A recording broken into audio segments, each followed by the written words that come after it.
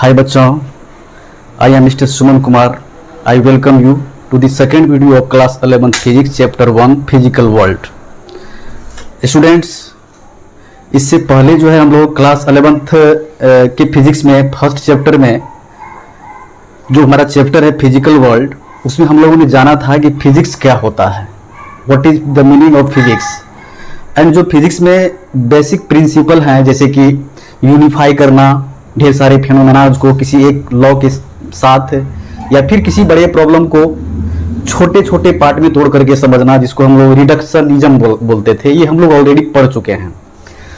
तो बच्चे आज हम लोग उससे आगे की बात करेंगे,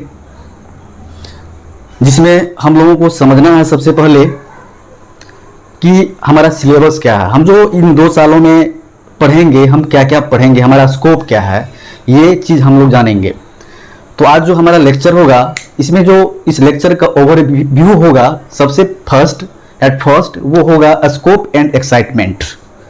ओके बच्चे, वो होगा स्कोप एंड एक्साइटमेंट।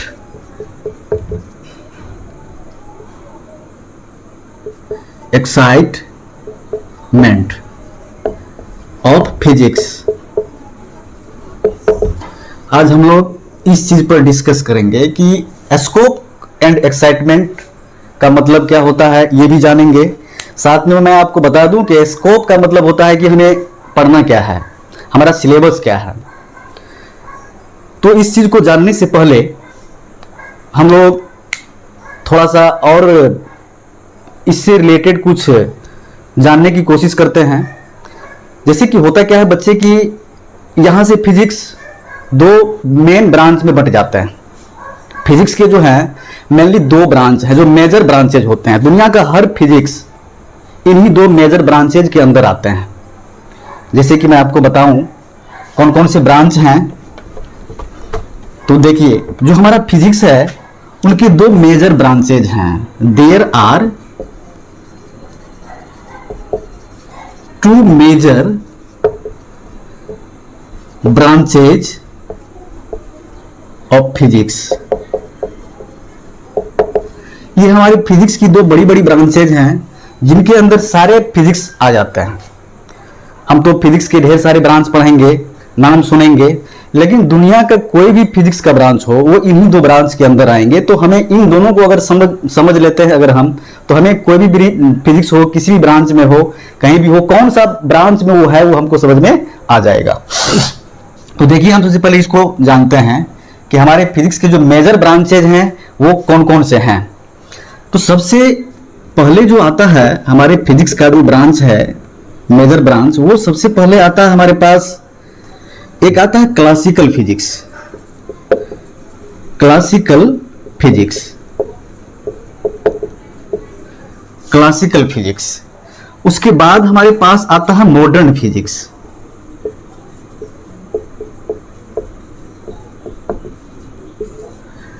बच्चे हम इसलिए इसको पढ़ रहे हैं क्योंकि जब हम स्कोप पढ़ेंगे तो जब हम अपना सिलेबस को जानेंगे तो हमको ये भी जानना जरूरी होगा कि हमारा जो चैप्टर्स है, हमारा जो टॉपिक्स है, वो किस ब्रांच के, किस फिजिक्स के किस ब्रांच से बिलोंग कर रहा है। हम फिजिक्स के कौन से ब्रांच को स्टडी कर रहे हैं, ये हमारे लिए बहुत इंपॉर्टेंट रखता है। आप फिजिक्स पढ़ रहे हैं लेकिन आपको नहीं पता है कि आप किस टाइप के फिजिक्स पढ़ रहे हैं, क्या पढ़ रहे हैं। तो इसीलिए जो है हम अपने सिलेबस को जानने से पहले हम ये पता करेंगे कि हमारे फिजिक्स के जो मेजर ब्रांचेज हैं वो कौन कौन हैं, और हम जो टॉपिक पढ़ रहे हैं 11th में 12th में जो चैप्टर पढ़ रहे हैं, ये चैप्टर फिजिक्स के किस ब्रांच से बिलोंग कर रहा है, ये जानकारी आपको यहां से मिलेगी। इसीलिए इस चीज को जानना बहुत जरूरी है। तो बच्चे देखिए, क्लासिकल फिजिक्स क्या होता है। एक्चुअली ये जो क्लासिकल फिजिक्स होते हैं ये डेवलप्ड कब हुआ, डेवलप्ड अप टू 1900। ये जो क्लासिकल फिजिक्स ईयर 1900, ये जो क्लासिकल फिजिक्स है ये डेवलप किया अप टू 1900, यानी कि 1900 तक ये क्लासिकल फिजिक्स ही था, ये मॉडर्न फिजिक्स नहीं था। ये कब डेवलप किया, ये डेवलप किया आपका ये डेवलप्ड किया आफ्टर डेवलप्ड आफ्टर ईयर 1900। ये 1900 के बाद आया।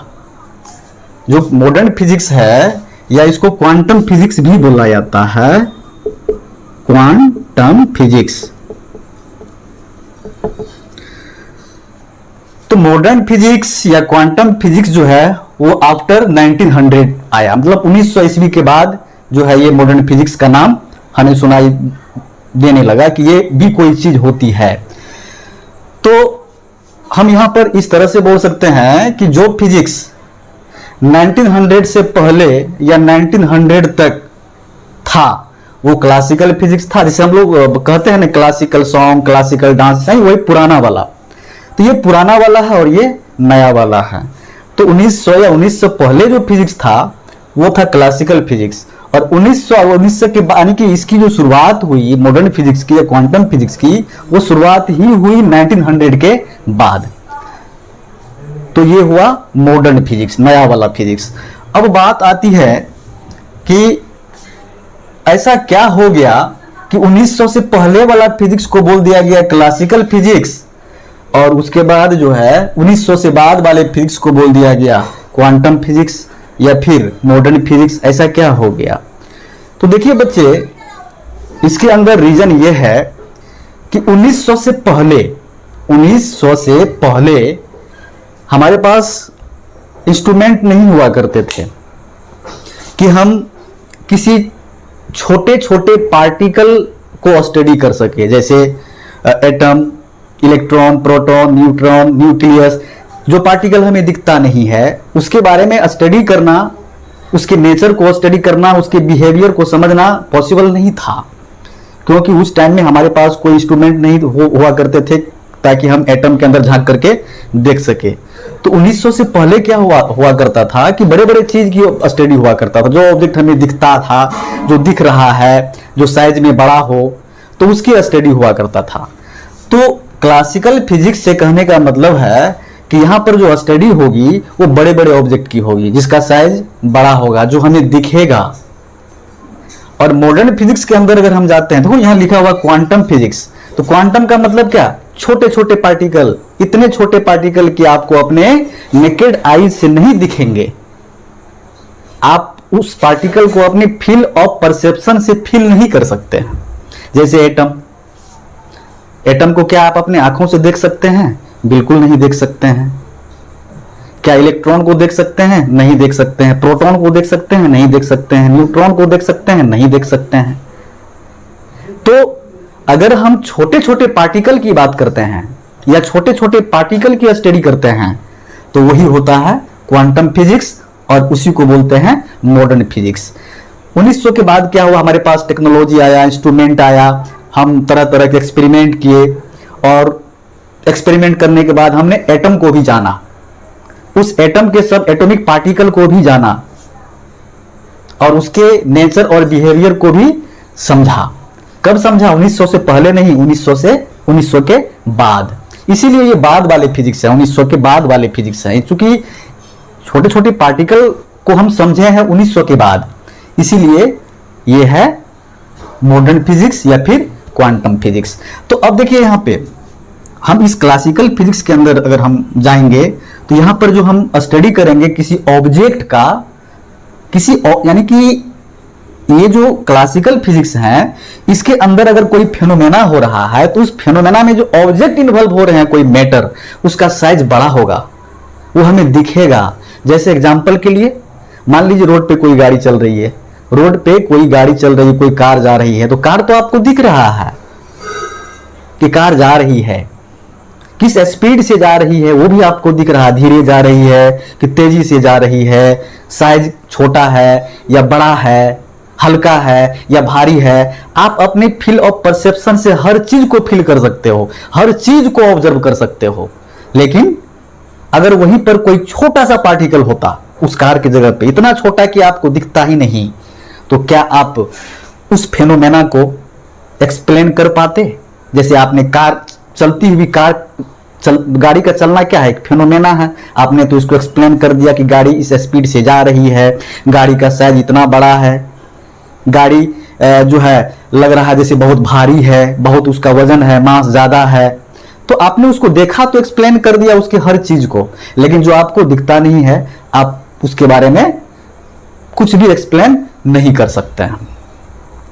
तो यहां पर क्लासिकल फिजिक्स में क्या होता है, जो ऑब्जेक्ट होते हैं ना वो होता है मैक्रोस्कोपिक लेवल पे। किस लेवल पे होता है?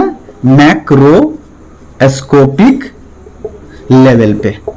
यानी कि यहां पर ऑब्जेक्ट मैक्रोस्कोपिक लेवल से कहने का मतलब होता है big in size, very larger in size, large in size, large in size. Object जो होंगे वो बड़ा होंगे, यहां पर ऑब्जेक्ट आपको दिखेंगे।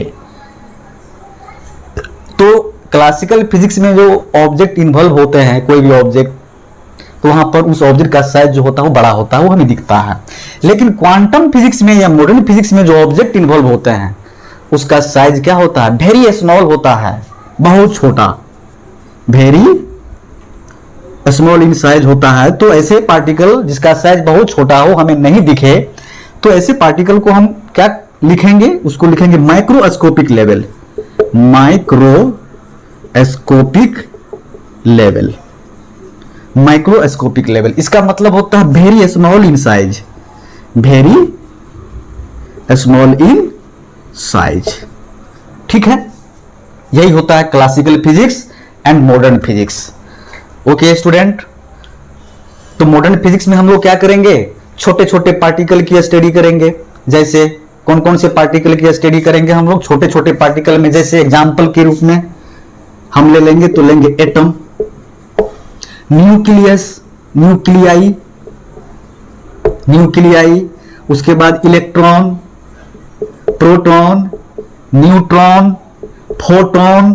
पता है ना फोटोन क्या होता है? आपने लाइट पढ़ा है 10 क्लास में, आप वहां पर आपको ड्यूअल नेचर ऑफ लाइट बताया गया होगा, जिसमें यह बताया गया होगा कि light behaves as a particle and the name of that particle is photon. यही फोटोन है वो।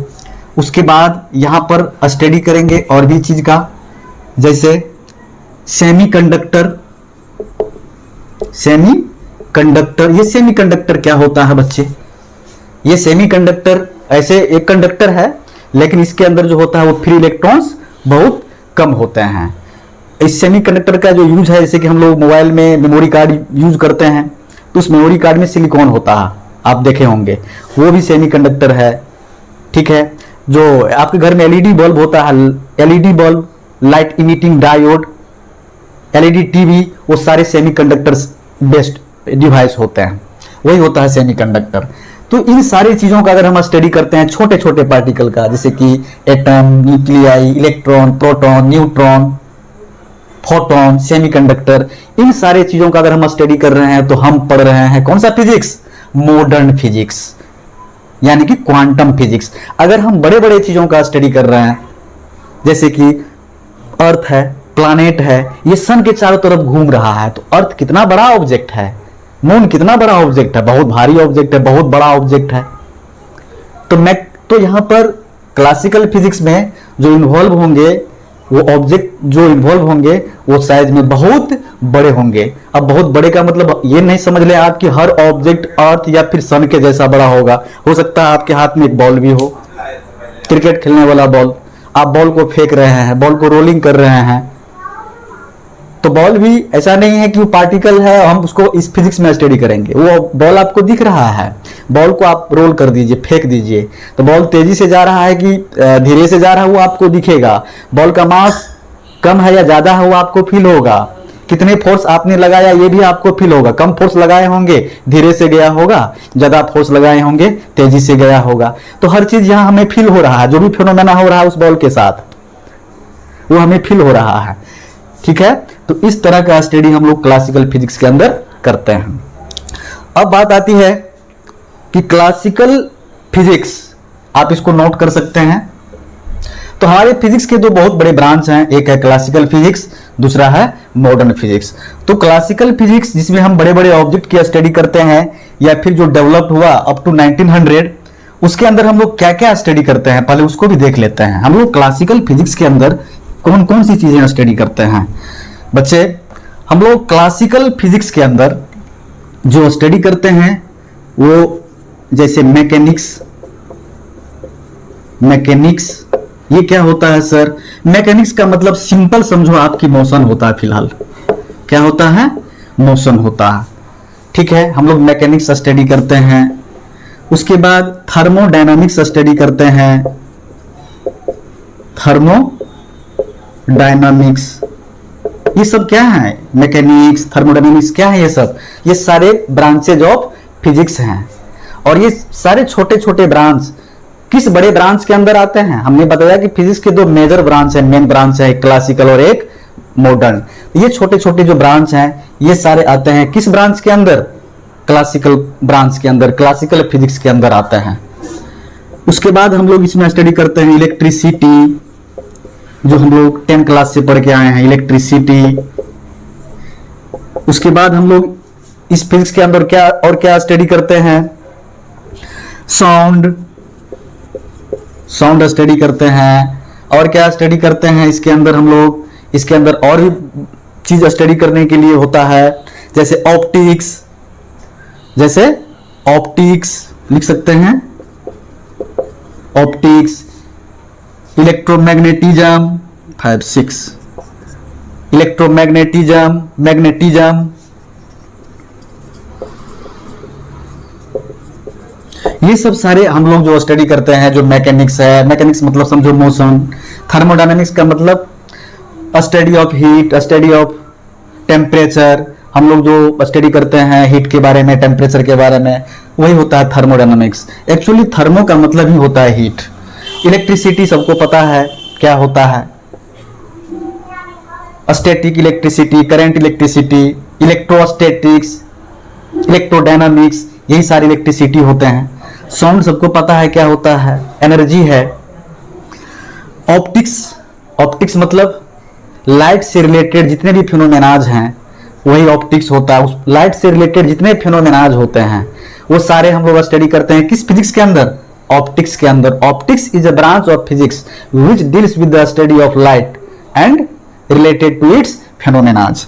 मैग्नेटिज्म है, आपने मैग्नेटिज्म तो पढ़ रखा है, 10th क्लास में भी magnetic effect of electric current पढ़ा था, जिसमें ये बताया गया होगा आपको कि when charge flows through a conductor it produces magnetic field around it, that is called magnetic effect of current और मैग्नेटिज्म। जब चार्ज बच्चे रेस्ट में होते हैं ना तो उसके अराउंड एक मैग्नेटिक फील्ड होता है, और जब चार्ज वही चार्ज अगर मोशन में आता है ना तो उसके अराउंड इलेक्ट्रिक फील्ड भी होता है और मैग्नेटिक फील्ड भी होता है। ठीक है, इसको क्या बोलते हैं? इलेक्ट्रोमैग्नेटिज्म। वहां पर इलेक्ट्रिक फील्ड और मैग्नेटिक फील्ड दोनों मिल जाते हैं, ये मैग्नेटिज्म है। ठीक है, तो अब आगे ये सारे जो आप देख रहे हैं जो फिजिक्स के ब्रांचेज हमने यहां पर लिखा है, ये सारे क्लासिकल फिजिक्स के अंदर आते हैं।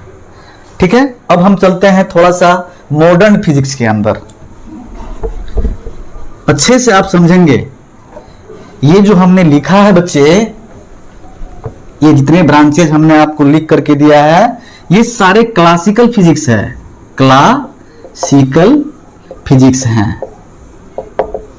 ठीक है, क्लासिकल फिजिक्स है।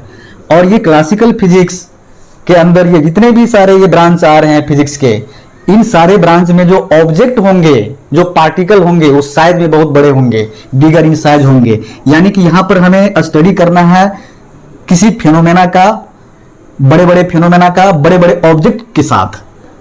ठीक है, तो आप यहां पर लिख सकते हैं macroscopic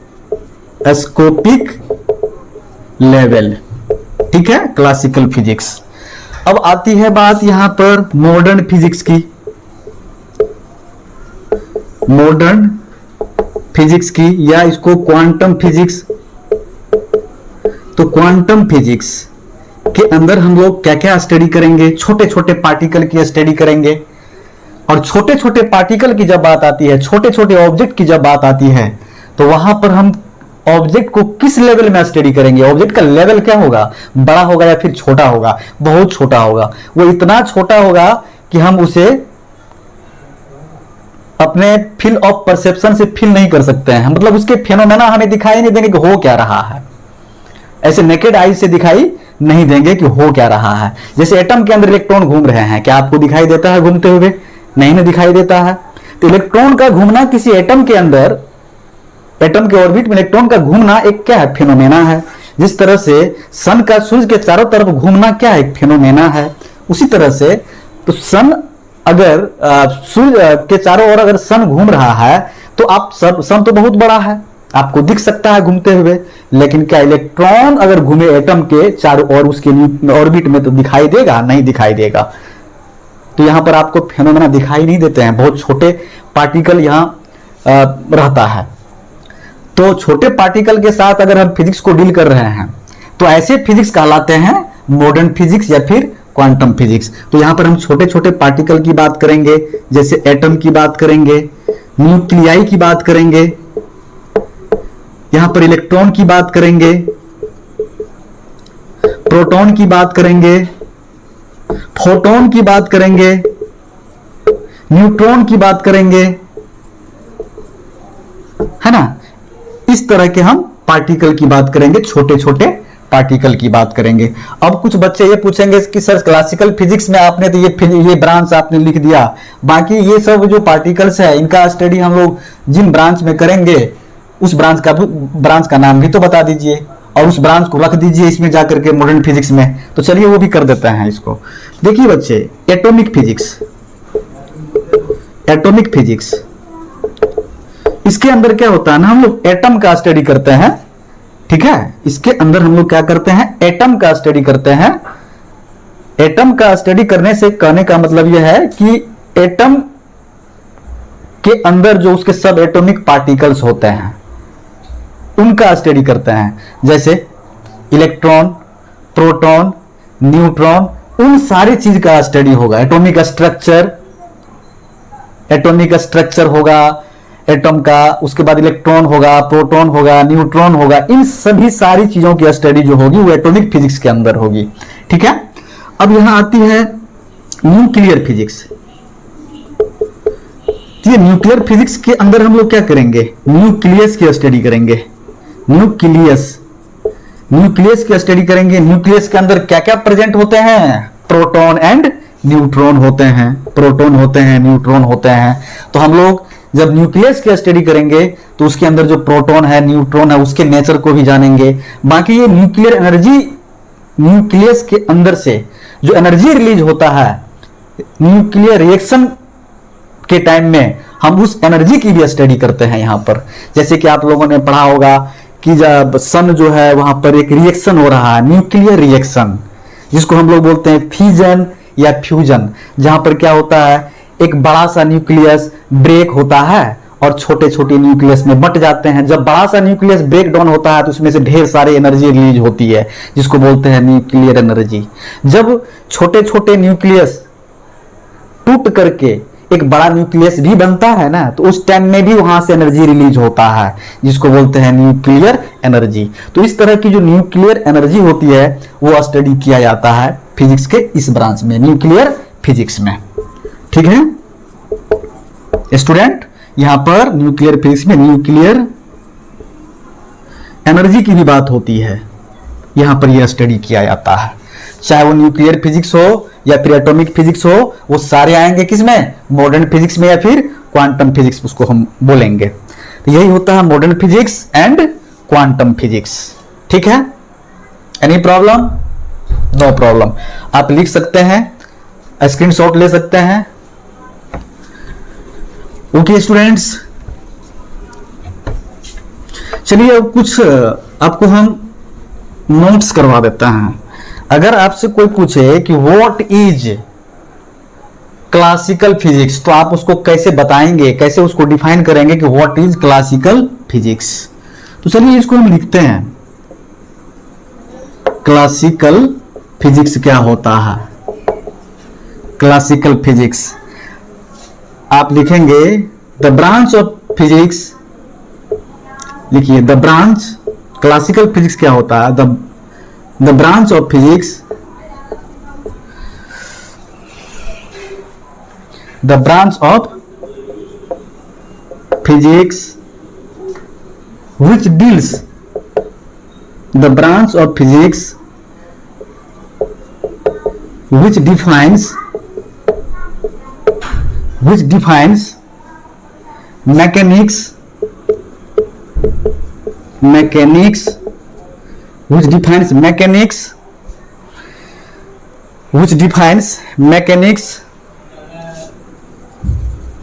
heat and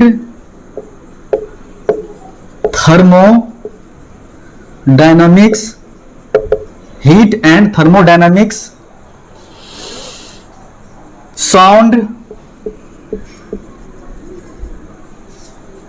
electricity, magnetism,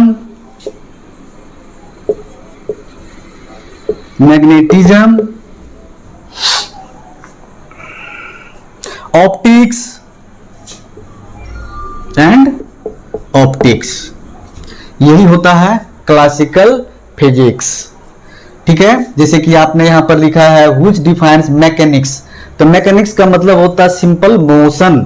अब यहां मोशन में अगर कोई ऑब्जेक्ट होगा तो ऑब्जेक्ट का जो साइज होगा वो बड़ा होगा। वो ऑब्जेक्ट अगर मोशन में होगा तो वो ऑब्जेक्ट आपको दिखेगा कि वो चल रहा है धीरे तेजी से, जैसे भी वो चल रहा हो, छोटा हो या बड़ा हो, भारी हो हल्का हो, हर चीज आप ऑब्जर्व कर सकते हैं। आप अपनी फील ऑफ परसेप्शन से उसको फील कर सकते हैं। ठीक है, ऐसे ही थर्मोडायनामिक्स है। तो थर्मोडायनामिक्स में अगर आप हीट की स्टडी करेंगे, टेम्परेचर की स्टडी करेंगे, तो यहां पर आपको electron, proton, neutron, atom, nucleus की स्टडी नहीं करना होता है। यहां पर ये पार्टिकल्स, छोटे छोटे पार्टिकल्स इन्वॉल्व ही नहीं होंगे। इसीलिए ये भी कौन सा फिजिक्स हो गए, क्लासिकल फिजिक्स। जब हम साउंड की बात करते हैं तो क्या साउंड में हम ये बताते हैं कि इलेक्ट्रॉन ट्रेवल कर रहा है, प्रोटॉन ट्रेवल कर रहा है, न्यूट्रॉन ट्रेवल कर रहा है, क्या ऐसी बातें करते हैं? नहीं करते हैं। छोटे छोटे पार्टिकल की बात नहीं करते हैं। तो इस तरह से ये भी साउंड जो है वो क्या है, कौन सा फिजिक्स है, कौन सा फिजिक्स है, क्लासिकल फिजिक्स है। इलेक्ट्रिसिटी है, मैग्नेटिज्म है एंड ऑप्टिक्स है। ऑप्टिक्स है, अगर हम लाइट की स्टडी करते हैं तो लाइट की स्टडी में हम लोग जैसे कि कुछ फेनोमेनाज हैं, रिफ्लेक्शन है, रिफ्रैक्शन है, तो रिफ्लेक्शन की स्टडी करते हैं तो वहां पे मिरर दिखाते हैं। तो मिरर क्या है, बड़ा ऑब्जेक्ट है जो हमें दिख रहा है। अगर हम लोग रिफ्रैक्शन की स्टडी करते हैं, जो रिफ्रैक्शन एक फेनोमेना है, उसका अगर हम लोग स्टडी करते हैं, वहां पर लेंस दिखाते हैं, हाथ में लेकर लेंस देखते हैं कि हाँ इतना बड़ा लेंस है, ये ऐसे काम कर रहा है, तो यहाँ पर ऑब्जेक्ट बड़ा बड़ा दिख रहा है। तो इस तरह से ये सारे जो फिजिक्स हैं जो हमने यहाँ लिखा है वो सारे क्लासिकल फिजिक्स हैं, जिनके अंदर ऑब्जेक्ट बड़ा है साइज में। ठीक है, अब आती है बात, अब यहां पर बात आती है मॉडर्न फिजिक्स या फिर क्वांटम फिजिक्स की। तो आप यहां पर लिखिए मॉडर्न फिजिक्स या क्वांटम फिजिक्स, क्वांटम फिजिक्स की।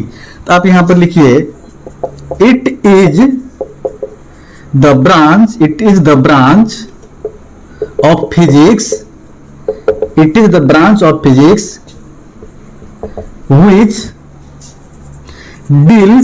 which deals with the study of elementary particles, which deals with the study of elementary particles। elementary मतलब बहुत बहुत छोटा particles, which deals with the study of elementary particles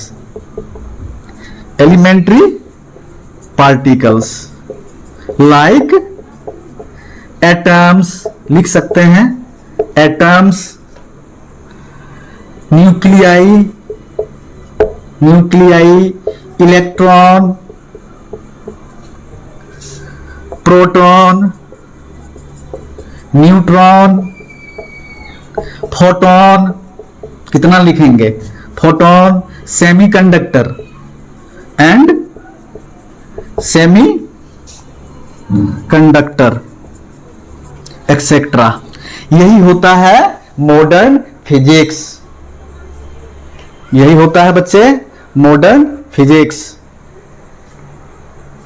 okay, you can write now, understanding my point. If you will have any problem, you can ask me, you can comment me, I will solve your problem, no problem।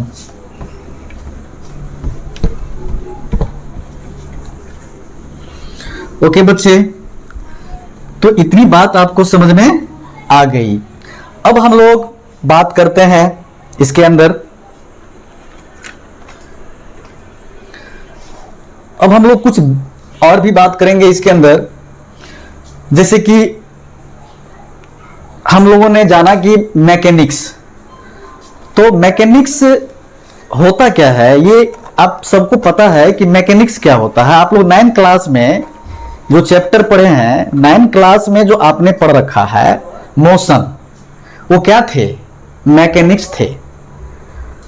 और वो कौन सा mechanics थे? Classical mechanics थे। वो कोई quantum mechanics नहीं थे, वो कोई मॉडर्न मैकेनिक्स नहीं थे। वो आप लोगों ने 9th क्लास में जो मोशन चैप्टर पढ़ा था उसमें कहीं पर ऐसा आया था ऑब्जेक्ट की कोई पार्टिकल बहुत छोटा हो जो मूव कर रहा हो और आपको उसका मूवमेंट नहीं दिख रहा हो? नहीं, वहां पर दिखाया जाता था कि एक कार है जो इस वेलोसिटी से चल रहा है, इतने टाइम तक चला, बताइए उसका उसने कितना डिस्टेंस कवर किया, कितना टाइम में कवर किया। तो वहां पर बड़े बड़े ऑब्जेक्ट की बात होती थी।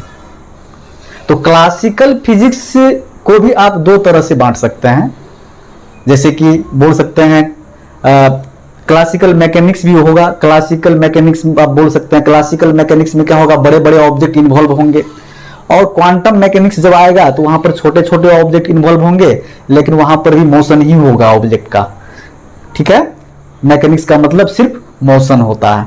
तो अब देखिए, जैसे मैकेनिक्स है तो मैकेनिक्स के कुछ और भी फर्दर ब्रांचेज हैं जो हम आपको इंट्रोड्यूस कर दे रहे हैं। जैसे कि एक होता है स्टैटिक्स। स्टैटिक्स इसमें क्या होता है? It is the branch of physics, it is the branch of physics which deals with the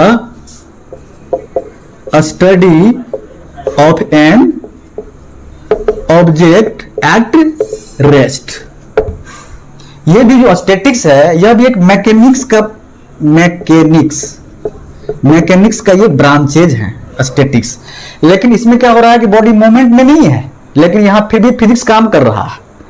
body यहां पर मूवमेंट में नहीं है, लेकिन फिर भी यहां फिजिक्स लग रहा है, साइंस लग रहा है। जैसे मान लीजिए ऑब्जेक्ट यहां मार्कर यहां रखा हुआ, तो ये जो मार्कर है, ये मार्कर नीचे की ओर फोर्स लगा रहा है अपने वेट की वजह से। जो वेट है उसका नीचे की ओर डाउनवर्ड डायरेक्शन में लग रहा है, लेकिन इसके वेट को बैलेंस कर रहा है नॉर्मल रिएक्शन। नीचे से भी एक फोर्स लग रहा है जो इसके वेट को बैलेंस कर रहा है, इसलिए ये मार्कर ना तो ऊपर जा रहा नहीं तो नीचे आ रहा है। यहां पर भी फिजिक्स वर्क कर रहा है, काम कर रहा है। तो ये जो स्टैटिक्स होता है ये भी एक मैकेनिक्स का एक ब्रांच है, जिसके अंदर क्या होता है, कोई ऑब्जेक्ट अगर रेस्ट में होता है तो हम उसका स्टडी करते हैं कि उस पर फोर्स किस प्रकार से लग रहा है। जैसे कि मैंने आपको यहां बताया, ये ऑब्जेक्ट को जो हमने हाथ के रखा, तो ये ऑब्जेक्ट हाथ पर भी फोर्स लगाया नीचे की ओर, जितना भी लगाया हो। लेकिन जब ये ऑब्जेक्ट हाथ पर नीचे की ओर फोर्स लगाया होगा तो ये हाथ भी क्या किया होगा, इसके फोर्स के अपोजिट डायरेक्शन में ऊपर की ओर उतना ही फोर्स लगा दिया होगा, जिस वजह से क्या हुआ होगा, इसका दोनों फोर्स अपोजिट डायरेक्शन में लगा तो कैंसिल आउट हो गया, बैलेंस्ड हो गया। इसी वजह से ये ना तो ऊपर गया ना ही तो नीचे आया, इसका मूवमेंट ही नहीं हुआ, इसीलिए रेस्ट में है। तो इस तरह से आप बोल सकते हैं कि स्टैटिक्स भी जो है मैकेनिक्स का ही एक ब्रांच है, जहां पर ऑब्जेक्ट रेस्ट में होता है और वहां पर साइंस काम कर रहा होता है और उसका भी हम स्टडी करते हैं। अब यहां पर बात आती है, स्टैटिक्स के बाद बात आती है यहां पर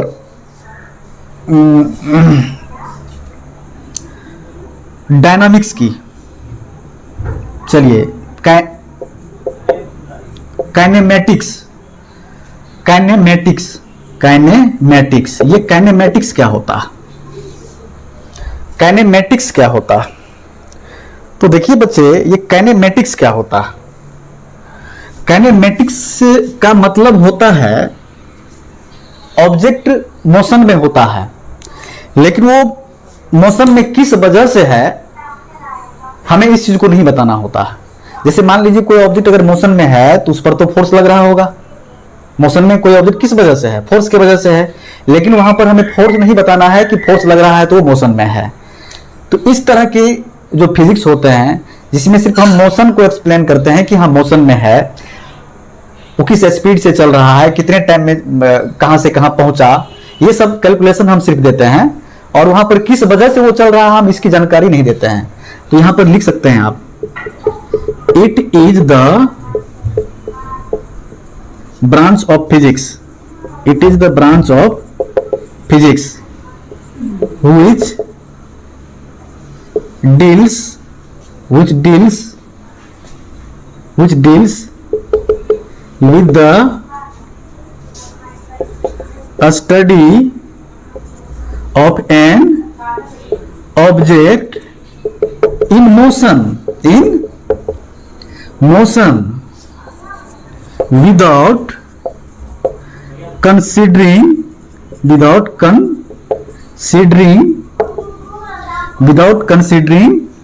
forces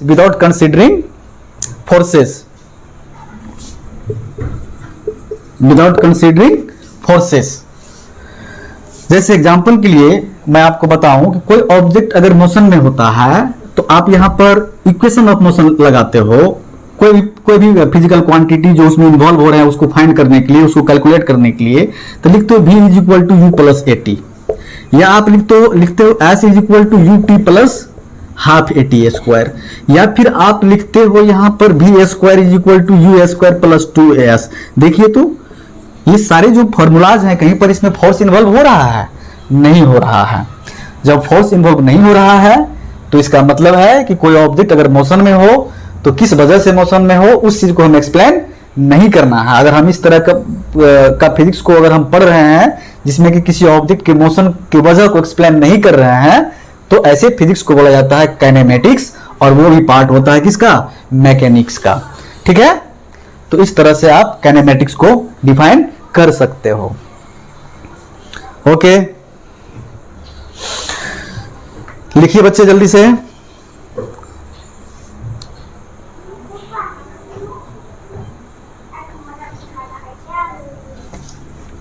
अब नेक्स्ट है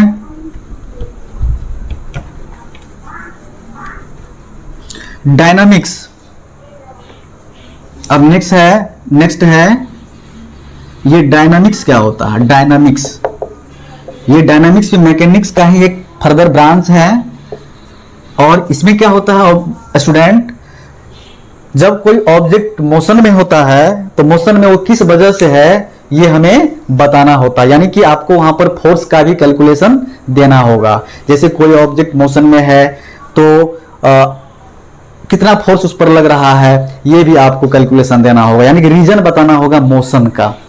ठीक है, तो इस तरह के अगर आप फिजिक्स पढ़ रहे हैं जिसमें कि मोशन का वजह भी आप बता रहे हैं तो उसको बोला जाता है डायनामिक्स। लिख सकते हैं it is the branch of physics which deals with the study of an object which deals with the study of an object which deals with the study of an object in motion considering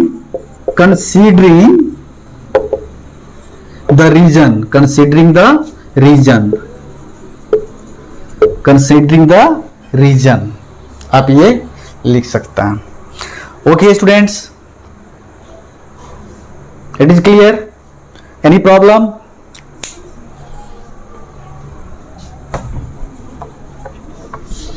now come to the point. अब हम आते हैं point पे। Student, आज हमें पढ़ना है, हमारा जो चैप्टर है फिजिकल वर्ल्ड, इसके अंदर हमें जो पढ़ना है वो पढ़ना है scope and excitement of physics. ये चीज हमारे लिए इंपॉर्टेंट है, इस चीज को हमें पढ़ना है। एक्चुअली सबसे पहले मैं आपको बताऊं कि स्कोप क्या होता है। ये एक्चुअली स्कोप का मतलब होता है आपका सिलेबस। स्कोप का मतलब होता है आपका सिलेबस। अगर आप इसको और भी तरीके से जानने की कोशिश करें तो इसका मतलब होता है कार्य क्षेत्र। स्कोप का मतलब कार्य क्षेत्र, यानी कि पढ़ना भी तो एक काम है। तो आप जो 11th और 12th में पढ़ने का काम कर रहे हैं, तो आप 11th और 12th में क्या क्या पढ़ने वाले हैं कौन कौन से चैप्टर्स हैं, कौन कौन से टॉपिक्स हैं, ये सब सारी जानकारी आपको यहाँ पर मिलती है। ठीक है, यही होता है हमारा सिलेबस। स्कोप का मतलब डायरेक्ट होता है सिलेबस। ओके बच्चे, तो अब देखिए ये जो हमारा स्कोप है ये दो तरफ होंगे। ये जो हमारा स्कोप है वो दो तरफ होंगे। एक तरफ तो हम स्टडी करेंगे बड़े बड़े चीजों की, बड़े बड़े ऑब्जेक्ट की स्टडी करेंगे। जब हम बड़े बड़े चीजों की स्टडी करेंगे तो यहां पर हमारा जो स्कोप होगा वो होगा मैक्रोस्कोपिक स्कोप। अरे भाई, जब हम स्टडी करेंगे, फिजिक्स पढ़ेंगे, तो कहीं हम बड़े बड़े चीजों की स्टडी करेंगे, बड़े बड़े फेनोमेना की स्टडी करेंगे, कुछ ऐसे फेनोमेनाज होंगे जिसमें बड़े बड़े ऑब्जेक्ट इन्वॉल्व होंगे, ऐसे ही ना हम स्टडी करेंगे। या तो हम और क्या स्टडी कर सकते हैं, कुछ ऐसे फेनोमेनाज होंगे जिसके अंदर छोटे छोटे पार्टिकल इन्वॉल्व होंगे जो हमें नहीं दिखेंगे। तो इस तरह से आपका जो स्कोप होगा, सिलेबस होगा, वो दो तरफ होगा। एक तरफ आप बड़े बड़े चीजों की स्टडी करेंगे, एक तरफ आप छोटे छोटे पार्टिकल की स्टडी करेंगे। जब छोटे छोटे पार्टिकल की स्टडी करेंगे तो वहां पर आप लिखेंगे माइक्रोस्कोपिक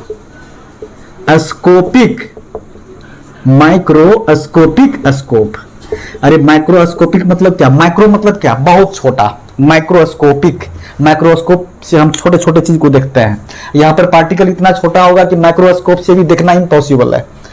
ठीक है, माइक्रो मतलब बहुत छोटा, तो माइक्रोस्कोपिक स्कोप ये हो जाता है हमारे पास। ये दो तरह के स्कोप होते हैं। जब हम बड़े बड़े ऑब्जेक्ट की स्टडी करते हैं, तो कौन सा फिजिक्स? Classical physics. यहां पढ़ेंगे क्लासिकल फिजिक्स और यहां पढ़ेंगे क्वांटम फिजिक्स। इतनी बात आपको समझ में आ गई कि आपका जो स्कोप है, आपका जो सिलेबस है, वो एक तरफ आप स्टडी करेंगे अपने सिलेबस में बड़े बड़े पार्टिकल का, बड़े बड़े ऑब्जेक्ट से रिलेटेड फेनोमेना। एक तरफ स्टडी करेंगे छोटे छोटे पार्टिकल से रिलेटेड जो फेनोमेना होंगे उसके बारे में, जिसको हम क्लासिकल फिजिक्स के अंदर पढ़ेंगे। ठीक है, तो ये चीज होता है। अब मैं आपको बता दूं यहां पे कि इस मैक्रोस्कोपिक स्कोप में क्लास 11th में क्या क्या पढ़ना है और 12th में क्या क्या पढ़ना है बच्चे। तो सबसे पहले अब हम बात करेंगे क्लासिकल फिजिक्स की।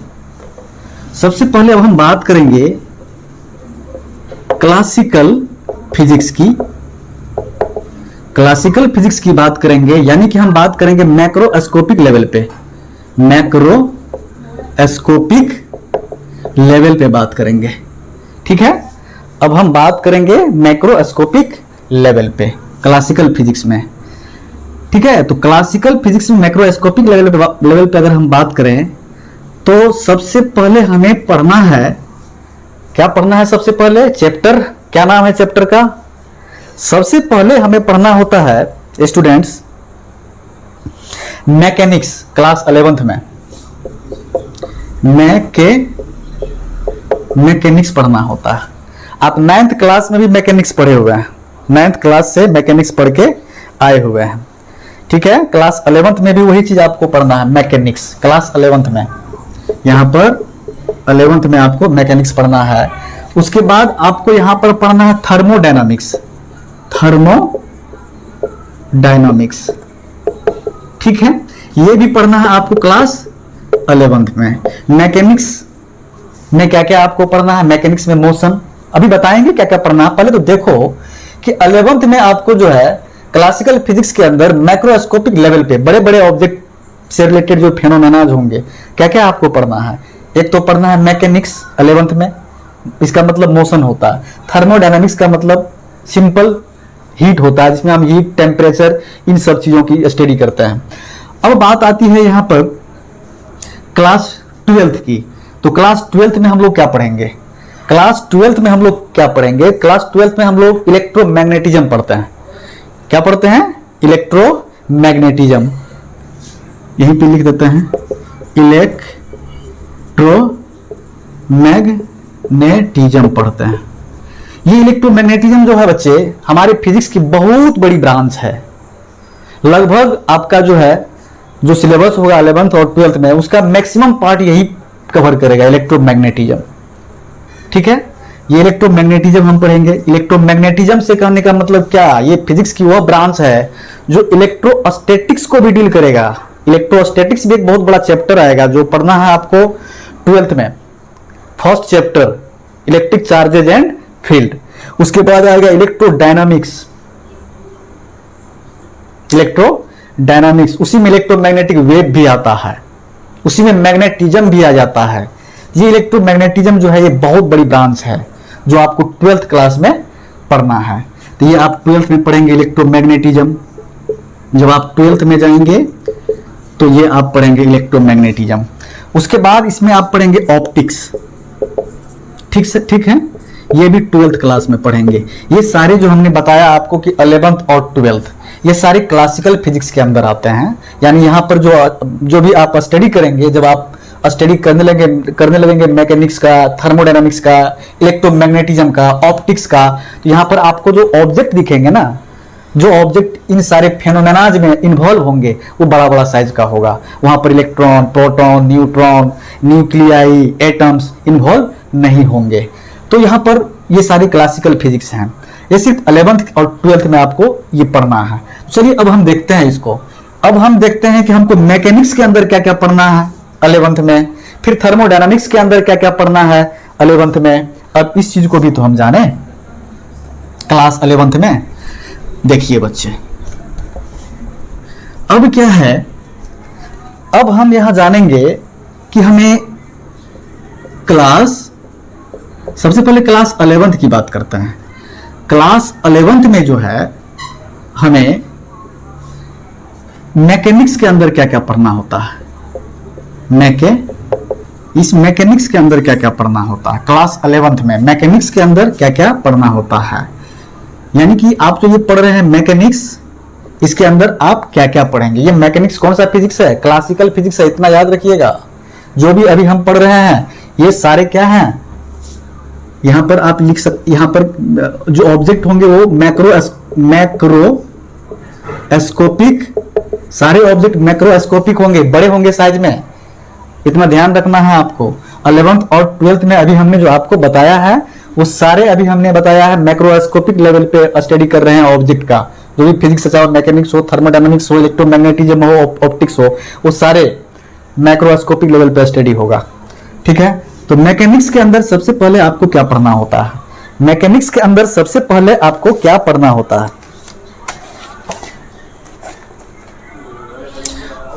मैकेनिक्स के अंदर सबसे पहले आपको पढ़ना होता है काइनेमेटिक्स। काइनेमेटिक्स मतलब मोशन। सबसे पहले ये आपको पढ़ना होता है। हमने अभी तुरंत बताया कि काइनेमेटिक्स क्या होता है। काइनेमेटिक्स का मतलब होता है मोशन। ये फिजिक्स का वह ब्रांच है जिसमें किसी ऑब्जेक्ट के मोशन को दिखाने के लिए उसके पीछे जो रीजन है, मोशन के पीछे जो फोर्स लग रहे हैं, हम उसको एक्सप्लेन नहीं करते हैं। सिर्फ मोशन समझना है कि what is motion, how can you say that an object is in motion, ये आपको समझना है यहां पर मोशन। और यहां पर जो काइनेमेटिकल इक्वेशन होगा उसका यूज करके आपको पता करना है, कैलकुलेट करना है, उसमें जो क्वांटिटी इन्वॉल्व हो रहे हैं कैलकुलेट करना है आपको, वेलोसिटी क्या है, टाइम क्या है, डिस्टेंस क्या है, ये काइनेमेटिकल इक्वेशन का यूज करके आपको यहां पर समझना चाहिए। बाद में जब चैप्टर आएगा तो वो काम हम करेंगे, अभी समझिए इसको। काइनेमेटिक्स का मतलब मोशन। उसके बाद पढ़ना है आपको laws of motion. Laws of motion यानी कि ये हो जाएगा, लॉज ऑफ मोशन हो जाएगा डायनामिक्स। यही तो डायनामिक्स है। लॉज ऑफ मोशन में आप क्या पढ़ते हैं, first law of motion, second law of motion, third law of motion, Newton's के जो लॉज ऑफ मोशन है वो सारे लॉज क्या बता रहे हैं, फोर्स के बारे में ही तो बता रहे हैं। यहाँ पर फोर्स की बातें होगी। ठीक है, लॉज ऑफ मोशन में फोर्स की बात होगी, इसको बोलते हैं डायनामिक्स। यहाँ पर फोर्स वगैरह की बात होने लगती है कि मोशन है यहाँ पर तो कितना फोर्स लग रहा है, क्या है। जैसे कि the rate of change of momentum is directly proportional to the applied force वगैरह हम लोग पढ़ के आए हैं, जहां से हम फोर्स का फॉर्मूला को भी कैलकुलेट करते हैं। फर्स्ट लॉ भी वही बताता है मोशन के बारे में ही, कि जब तक किसी ऑब्जेक्ट पर हम फोर्स नहीं लगाएंगे वो अपने पोजीशन को चेंज नहीं करता है, चाहे वो रेस्ट में हो या मोशन में हो या जैसे भी हो। रेस्ट में हो तो रहेगा, तो रेस्ट में, अगर पॉलिश है तो रेस्ट में ही रहेगा, या मोशन में है तो यूनिफॉर्म मोशन में है तो यूनिफॉर्म मोशन में ही रहेगा, या तो फिर अगर जिस डायरेक्शन में वो जा रहा है उसी डायरेक्शन में जाते रहेगा। Inertia of direction, inertia of rest, inertia of motion, ये फर्स्ट लॉ फोर्स के बारे में ही कुछ कहता है। सेकेंड लॉ भी फोर्स के बारे में कहता है, थर्ड लॉ भी फोर्स के बारे में कहता है। एक्शन रिएक्शन क्या है? फोर्स है नहीं। तो यहां पर लॉज ऑफ मोशन में हम लोग फोर्स वगैरह की बात करेंगे, तो ये हमको पढ़ना है। मैकेनिक्स के अंदर ही ये सारी चीज पढ़ना है।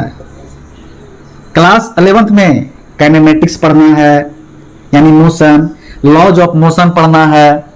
उसके बाद वर्क एनर्जी भी पढ़ना है, वर्क एनर्जी भी पढ़ना है। 9th क्लास से भी आप पढ़ के आए हैं, वर्क एनर्जी, पावर, ये सब सारी चीजें आप पढ़ के आ रहे हैं। यहां पर भी पढ़ना है आपको 11th में वर्क एनर्जी। उसके बाद आपको पढ़ना है यहां पर रोटेशनल मोशन भी पढ़ना है। काइनेमेटिक्स का मतलब मोशन, सभी प्रकार के मोशन। रोटेशनल मोशन क्या होता है? ये रोटेशनल मोशन क्या होता है? गोल गोल घूमना। कोई ऑब्जेक्ट अगर अपने ही इर्द गिर्द घूम रहा हो, जैसे पंखा, पंखा किस मोशन में है? रोटेशनल मोशन में है। हम पढ़ेंगे इसको, जब हमारे पास ये चैप्टर्स आएंगे तो वहां पर हम इसके बारे में इन डिटेल स्टडी करेंगे। बाकी जो मोशन है उनसे बिल्कुल डिफरेंट है रोटेशनल मोशन। यहाँ पर रोटेशनल मोशन, ट्रांसलेशनल मोशन को कंबाइंड करेंगे, रोलिंग मोशन बनेगा। बहुत तरह की बातें यहाँ होगी, बड़ी बड़ी बातें होगी। अभी सिर्फ समझो आप कि रोटेशनल मोशन का एक छोटा सा एग्जांपल मैंने आपको दिया कि पंखा का घूमना, जहां पर वो है वहीं पर घूम रहा है। ऐसा थोड़ी कि पंखा यहां से घूमते घूमते वहां चला जाता है, यहां चले आता है, यहां चले आता है, ऐसा तो नहीं है ना। अब यहां पर सेंटर ऑफ मास की भी बात होती है रोटेशनल मोशन में, तो अभी आपको समझ में नहीं आएगा। अभी इतना समझो कि रोटेशनल मोशन हम उस मोशन को कहते हैं जहां पर कोई बॉडी अपने ही आसपास घूम रहा होता है, वो उस जगह से दूसरी जगह जा नहीं पाता है। ठीक है, इतना समझो। तो अब बात आती है यहां पर और भी क्या पढ़ना है सर हमें इस क्लास में। अब रोटेशनल मोशन के बाद हमें यहां पर पढ़ना है, फिर ग्रेविटेशन भी पढ़ना है। ग्रेविटेशन 9th क्लास से पढ़े हुए हैं। यहां पर भी बड़े बड़े ऑब्जेक्ट की बात होती है, मजा आएगा। यहां पे कोई भी दो ऑब्जेक्ट एक दूसरे को अट्रैक्ट करेंगे, प्लैनेट का घूमना सन के अराउंड, सैटेलाइट का घूमना प्लैनेट के अराउंड, ये सारी बातें होगी ग्रेविटेशन के अंदर। और यहां पर बड़े बड़े ऑब्जेक्ट की बात होती है। सन तो बहुत बड़ा है, पृथ्वी से भी बहुत बड़ा है, बहुत टाइम्स। तो यहां पर बड़े बड़े ऑब्जेक्ट की बात होती है इस क्लासिकल फिजिक्स के अंदर। ये सारे क्लासिकल फिजिक्स हैं। ठीक है, ग्रेविटेशन पढ़ेंगे। उसके बाद फिर हम लोग क्या पढ़ेंगे? यहाँ पे प्रॉपर्टीज ऑफ सॉलिड पढ़ेंगे। देखो बच्चे, हम जो यहाँ पे लिख रहे हैं ये कोई चैप्टर्स के नाम नहीं है। जैसे मैकेनिक्स हम पढ़ेंगे तो मैकेनिक्स के अंदर कौन कौन से हमें टॉपिक पढ़ना है वो हम लिख रहे हैं। चैप्टर्स के नाम अगर लिखना शुरू करेंगे तो बहुत हो जाएगा। बाकी जो बेस है, जो हमें पढ़ना है 11th और 12th में, बस यही है, यही चीज हमें पढ़ना है। चैप्टर्स की नाम लिखने की जरूरत नहीं है, हर चैप्टर में आपको यही चीज मिलेंगे। ठीक है बच्चे, बेस यही है, इसलिए घबराना नहीं है। तो आपको यहां पर पढ़ना है प्रॉपर्टीज ऑफ सॉलिड्स। सिर्फ सॉलिड्स, फ्लूइड्स नहीं, फ्लूइड्स भी पढ़ना है। फ्लूइड्स का मतलब जितने लिक्विड हैं या फिर गैसेस हैं, इन सब के भी प्रॉपर्टीज हमें यहां पढ़ने हैं। Properties of solids, fluids like liquids और गैस। ये लिक्विड्स और गैस होते हैं, वो सारे फ्लूइड्स होते हैं। क्या होता है fluids? What is the definition of fluids? Those substances that can flow easily from one place to another place. हवा है, हवा को अगर आप कहीं पे छोड़ दोगे, बैलून में हवा भर लो, बैलून में एक छेदा कर दो, हवा अपने आप बह जाएगा, फ्लो कर जाएगा। वैसे पानी ही है, पानी को जमीन पे गिरा दो, क्या वहां पे जहां पे गिराओगे वहीं रहेगा? वो अपने चारों तरफ फैल जाएगा, बह जाएगा, वही हुआ बहना। यही होता है फ्लूइड्स। ओके स्टूडेंट्स, तो properties of solid, liquid, gas हमको यहाँ पढ़ना है। इसके अंदर जब हम फ्लूइड की स्टडी करेंगे यहाँ पर आपको इसके नेचर, इसके बिहेव के बारे में भी स्टडी करना है। जैसे बायोन फोर्स है, आर्किमिडीज प्रिंसिपल है, बायोन्सी है, ये सब सारी चीज हमको फ्लूइड के अंदर, प्रॉपर्टीज ऑफ फ्लूइड के अंदर देखने को मिलेगा। ढेर सारी चीज हम पढ़ेंगे, मजा आएगा आर्किमिडीज प्रिंसिपल वगैरह पढ़ने में। हम लोग 9th क्लास से भी पढ़ के आ रहे हैं। क्या होता है आर्किमिडीज प्रिंसिपल? बच्चे बताइए कोई, क्या होता है आर्किमिडीज प्रिंसिपल? सिंपल भाषा में उसका आंसर है, जब किसी ऑब्जेक्ट को अगर हम किसी फ्लूइड के अंदर अगर हम डालते हैं तो वह ऑब्जेक्ट हमें हल्का लगता है। क्यों हल्का लगता है? क्योंकि वह फ्लूइड उस ऑब्जेक्ट पे ऊपर की दिशा में एक फोर्स लगाता है, इसीलिए वो हल्का लगता है। जितना उसके किसी ऑब्जेक्ट के वेट में जितना कमी आ रहा है उस फ्लूइड के अंदर, इसका मतलब उतना ही उस ऑब्जेक्ट के ऊपर वह फ्लूइड क्या कर रहा है, ऊपर की दिशा में बायंग फोर्स लगा रहा है। यही होता है आर्किमिडीज प्रिंसिपल। आर्किमिडीज प्रिंसिपल का मतलब यही होता है कि जब किसी ऑब्जेक्ट को अगर आप डाल रहे हैं, मान लीजिए पानी है, पानी में आपने किसी ऑब्जेक्ट को डाला और उसको आप पकड़ के खींचो ऊपर, जब तक वो पानी में है वो आपको हल्का लगता है। क्यों हल्का लगता है? उसका वेट में लगता है कम वजन है, वेट कम है उसका। तो वेट कम इसलिए लगता है क्योंकि पानी उसको नीचे से ऊपर की ओर क्या कर रहा है, फोर्स दे रहा है, इसीलिए वो हल्का लगता है ऊपर खींचने पे। जैसे ही वो पानी से बाहर आएगा ना, वो भारी लगने लगेगा आपको। तो पानी के अंदर उस ऑब्जेक्ट में जितना उसके वेट में कमी हुआ था, उसी के बराबर वह पानी, वह लिक्विड उसके ऊपर फोर्स लगा रहा था। ठीक है, यही होता है आर्किमिडीज प्रिंसिपल। ये सारी चीज हम यहाँ पर जानेंगे, यहाँ पे प्रॉपर्टीज ऑफ सॉलिड में, फ्लूइड्स में, ये सारी चीज हम लोग यहाँ पे जानेंगे। उसके बाद हमें पढ़ना है यहाँ पर ऑसिलेटरी मोशन, सारे और भी रोटेशनल है, ये भी मोशन है। उसके बाद लॉज ऑफ मोशन है, ये भी मोशन है। काइनेमेटिक्स भी मोशन है। और यहाँ पर हमें पढ़ना है ऑसिलेटरी मोशन। क्या होता है ये ऑसिलेटरी मोशन? ये क्या होता है, क्या होता है बच्चे? अरे वो मोशन नहीं होता है, वो पेंडुलम वाला ऐसे ऐसे गो गो गो गो हिलने वाला ऐसे ऐसे, हाँ वही होता है ऑसिलेटरी मोशन, या उसको पेरियोडिक मोशन भी बोला जाता है। एक फिक्स टाइम में क्या करता है, वो अपने पाथ को रिपीट करते रहता है, वही होता है ना ऑसिलेटरी मोशन। वो पेंडुलम वाला घड़ी नहीं देखिए, वो घर में लगा होगा, ऐसे ऐसे ऐसे हिल रहा होगा, वही होता है ऑसिलेटरी मोशन। इसके बारे में भी हमें स्टडी करना है इन डिटेल्स। क्लास 11th में स्टडी करना है, 12th में नहीं, 11th में स्टडी करना है। तो और भी क्या स्टडी करना है हमें इसके अंदर? इसके अंदर और भी हमें स्टडी करना है मैकेनिकल वेव। एक और लिख लीजिए, इसके अंदर हमें स्टडी करना है मैकेनिकल वेव। मैकेनिकल वेव क्या होता है? मैकेनिकल वेव वह वेव जिसको ट्रेवल करने के लिए किसी मटेरियल मीडियम की रिक्वायरमेंट होती है, उसे हम बोलते हैं मैकेनिकल वेव। जैसे साउंड, आपने 9th क्लास में साउंड पढ़ के आया था, आपको वहां पर बताया गया था कि साउंड जो है वो वैक्यूम में ट्रेवल नहीं करता है, उसको ट्रेवल करने के लिए क्या चाहिए, कोई मटेरियल मीडियम चाहिए। यानी कि साउंड एक वेव है और उस वेव को ट्रेवल करने के लिए क्या चाहिए, मीडियम चाहिए। तो जिस वेव को ट्रेवल करने के लिए मीडियम चाहिए, ऐसे वेव को बोलते हैं मैकेनिकल वेव। जैसे कि साउंड एक मैकेनिकल वेव है। तो ये भी हमें स्टडी करना है 11th क्लास में। ठीक है, ये था क्लास 11th का ओवरव्यू, सिलेबस का ओवरव्यू कि क्लास 11th में आपको इतने चीज पढ़ना है। अब बात आती है क्लास 11th में, ये तो मैकेनिक्स था सिर्फ। अब हम यहाँ पर क्लास 11th में सिर्फ हमको मैकेनिक्स ही नहीं पढ़ना है, हमें यहाँ पर थर्मोडायनामिक्स भी पढ़ना है। तो थर्मोडायनामिक्स के अंदर हमें क्या क्या पढ़ना है, अब उसको भी हम देख लेते हैं।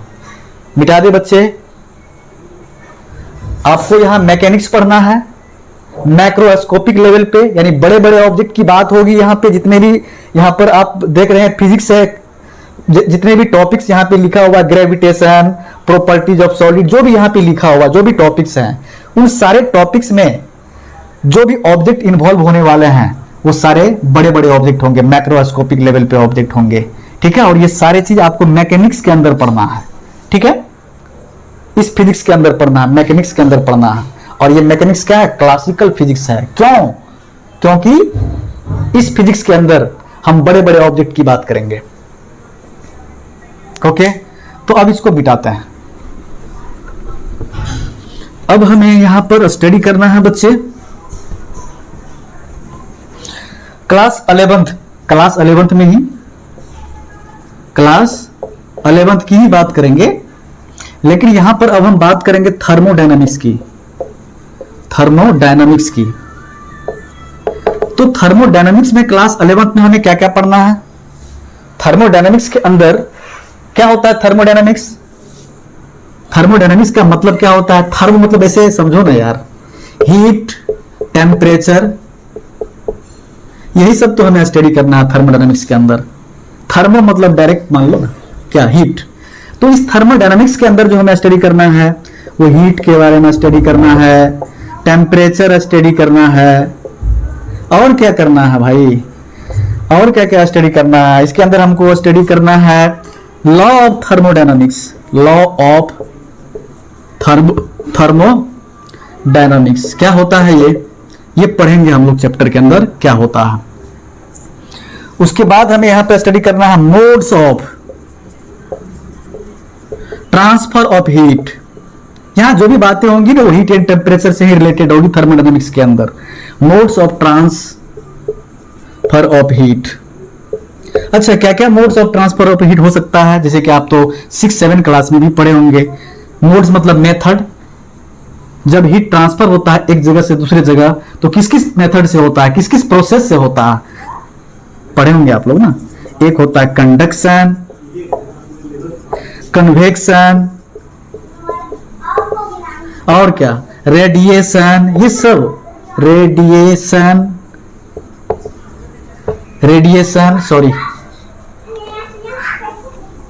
कन्वेक्शन, रेडिएशन, ये सारी चीज क्या है? Modes of transfer of heat है। यानी कि ये इसी प्रोसेस से जो है हीट ट्रांसफर होगा एक जगह से दूसरी जगह। हमें ये सारी चीज पढ़ना है थर्मोडायनामिक्स के अंदर क्लास 11th में। ये था। उसके बाद और हमें क्या पढ़ना है? कुछ नहीं, ये क्लास 11th का जो मैक्रोस्कोपिक लेवल पे था वो खत्म हो गया। अब हम चलते हैं 12th में। 12th में हमें क्या क्या पढ़ना है? 12th का सिलेबस क्या है हमारा?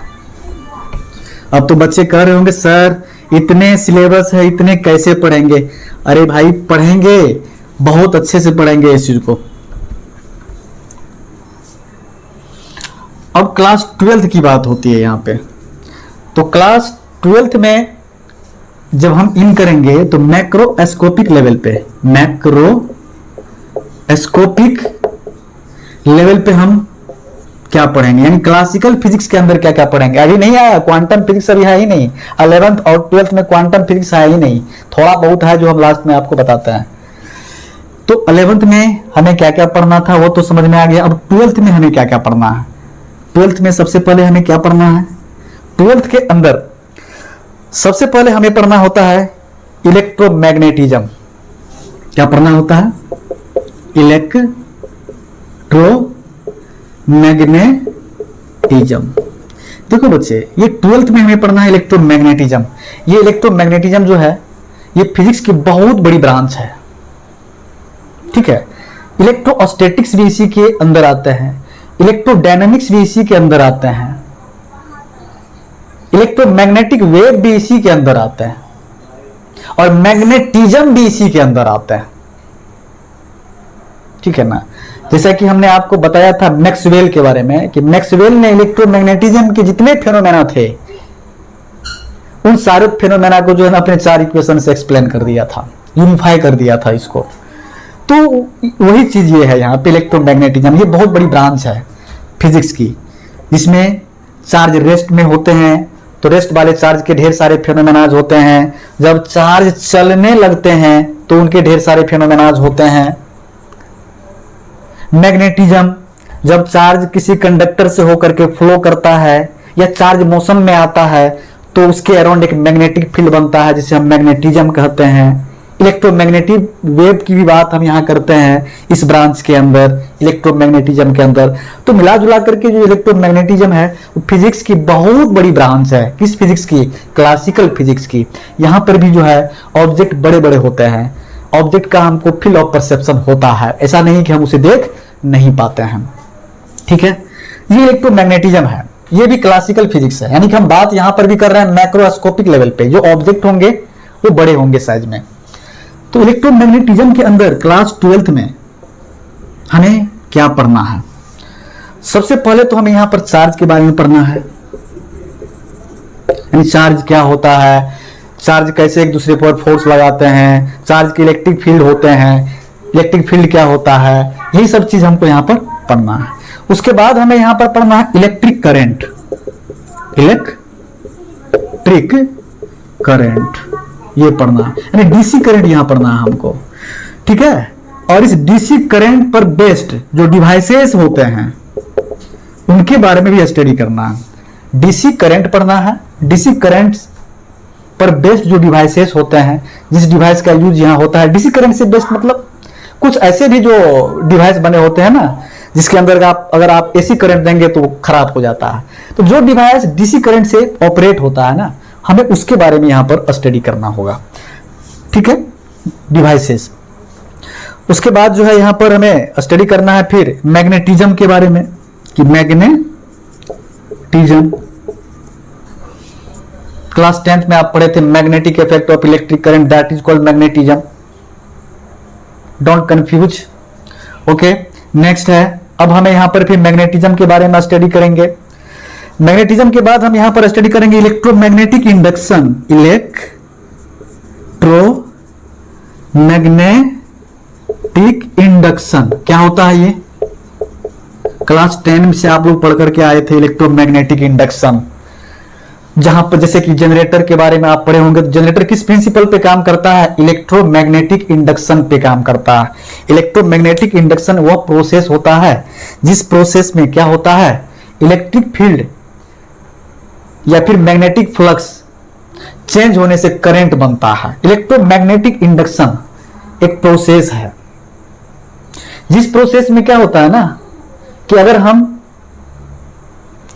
किसी कंडक्टर के अराउंड अगर हम मैग्नेटिक फील्ड को चेंज करें या फिर मैग्नेटिक फ्लक्स को चेंज करें तो उस कंडक्टर में करंट इंड्यूस होता है, वही होता है इलेक्ट्रोमैग्नेटिक इंडक्शन। ये हम डिटेल में पढ़ेंगे यहां पर। यानी कि इस इलेक्ट्रोमैग्नेटिक इंडक्शन में क्या होता है ना, करंट और मैग्नेटिज्म ये दोनों मिल जाते हैं। हम इसके बारे में स्टडी करेंगे। ठीक है, तो इलेक्ट्रोमैग्नेटिक इंडक्शन भी हमें पढ़ना है यहां पर। उसके बाद हमें यहां पर फिर पढ़ना है अल्टरनेटिंग करंट, अल्टरनेटिंग करंट यानी कि एसी पढ़ना है। अल्टरनेटिंग करंट यानी कि एसी पढ़ना है। उसके बाद यहां पर पढ़ना है हमको इलेक्ट्रोमैग्नेटिक वेव। क्या पढ़ना है इसमें पढ़ना है हमें इलेक्ट्रोमैग्नेटिक वेव। क्या होता है ये, अरे लाइट होता है ना इलेक्ट्रोमैग्नेटिक वेव। इलेक्ट्रोमैग्नेटिक वेव क्या होता है, लाइट होता है। क्लास 10 से पढ़ करके आए थे। Light has dual nature, particle nature as well as wave nature. Which wave nature, electromagnetic wave nature. Light is which type of wave, light is electromagnetic wave. What is electromagnetic wave, the wave which no need to travel from one place to another place any material medium। यानी कि वह wave जिसको travel करने के लिए कोई medium की जरूरत नहीं होती है, उसको हम बोलते हैं इलेक्ट्रोमैग्नेटिक वेव। मान लो सपोज कि ये रूम है, इस रूम के अंदर दूर जाओ कि कुछ है भी, कुछ नहीं है इसके अंदर, एयर तक भी नहीं है। अगर यहाँ पे हम लाइट को ऑन करेंगे तो क्या यहाँ रोशनी नहीं होगी, होगी। इसका मतलब ये लाइट जो है ना, उसको ट्रेवल करने के लिए कोई मटेरियल मीडियम की जरूरत नहीं है, कोई माध्यम की जरूरत नहीं है, कोई मीडियम नहीं चाहिए उसको, वो वैक्यूम में भी ट्रेवल कर सकता है। तो ऐसा वेव जिसको ट्रेवल करने के लिए कोई मीडियम की रिक्वायरमेंट ना हो तो भी ट्रेवल करे तो उसे इलेक्ट्रोमैग्नेटिक वेव कहते हैं, जिसका एग्जांपल लाइट है। तो यहां पर हम इलेक्ट्रोमैग्नेटिक वेव की भी स्टडी करेंगे हम इस इलेक्ट्रोमैग्नेटिज्म के अंदर क्लास 12th में। ठीक है, डिटेल में 10th क्लास में तो थोड़ा बहुत आप पढ़ के आए होंगे, लेकिन क्लास 12th में इसके बारे में इन डिटेल से स्टडी करेंगे, रिलैक्स मूड में एंजॉय करके स्टडी करेंगे बहुत अच्छे से। सिर्फ आप मन लगा के स्टडी करो, बाकी हम पढ़ाने के लिए आपको रेडी हैं, कहीं कोई प्रॉब्लम नहीं रहेगा। तो स्टूडेंट, अब बात आती है यहां पे क्लास 12th में हमें इलेक्ट्रोमैग्नेटिज्म तो पढ़ना ही है, उसके बाद हमें ऑप्टिक्स भी पढ़ना है। क्या पढ़ना है हमें, ऑप्टिक्स भी पढ़ना है। ऑप्टिक्स ये भी हम बात करेंगे यहां पे मैक्रोस्कोपिक लेवल पे। यहां पर भी ऑप्टिक्स जो है, फिजिक्स की जो है ये ब्रांच है ऑप्टिक्स, फिजिक्स के इस ब्रांच में भी जब हम ऑब्जेक्ट की बात करेंगे, किसी फेनोमेना, जब कोई फेनोमेना होगा और उस फेनोमेना में जो ऑब्जेक्ट इन्वॉल्व होंगे, मैटर जो इन्वॉल्व होंगे, वह मैटर का जो साइज होगा वो इतना बड़ा होगा कि हम उसको इजीली ऑब्जर्व कर सकते हैं, देख सकते हैं। तो मैक्रोस्कोपिक ऑब्जेक्ट होंगे यहां पर। ऑप्टिक्स का मतलब लाइट से रिलेटेड जितने सारे फेनोमेनाज हैं वो सारे किसके अंदर आते हैं, ऑप्टिक्स के अंदर आते हैं। यानी कि ऑप्टिक्स फिजिक्स का वह ब्रांच है जो लाइट और इसके फेनोमेना को एक्सप्लेन करता है। यही होते हैं ऑप्टिक्स। जैसे ऑप्टिक्स में हम लोग क्या क्या पढ़ेंगे? ऑप्टिक्स में हम लोग पढ़ेंगे reflection, reflection of light, reflection of light. उसके बाद क्या पढ़ेंगे? रिफ्लेक्शन ऑफ लाइट की जब हम बात करेंगे तो वहां पर मिरर की बात होगी। इसकी बात होगी, देखो यहाँ बड़ा ऑब्जेक्ट है, मिरर तो हमें दिखता है, हाथ में लेके खेलते हैं उससे, है ना, दिन में 5 बार चेहरा को भी देखते हैं। तो ये होता है रिफ्लेक्शन ऑफ लाइट, यहाँ पर मिरर की बात होती है।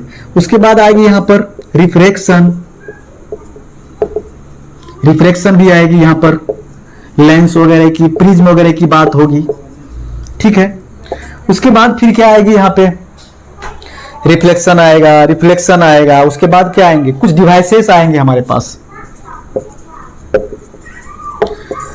जो डिवाइस काम करता है in the presence of light, without light that device can not work.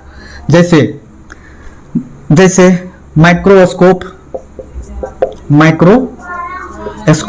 Microscope से जो है ना, आप किसी माइक्रो ऑर्गेनिज्म को देखो तो जाकर के अंधेरे में क्या दिखेगा? वो नहीं दिखेगा।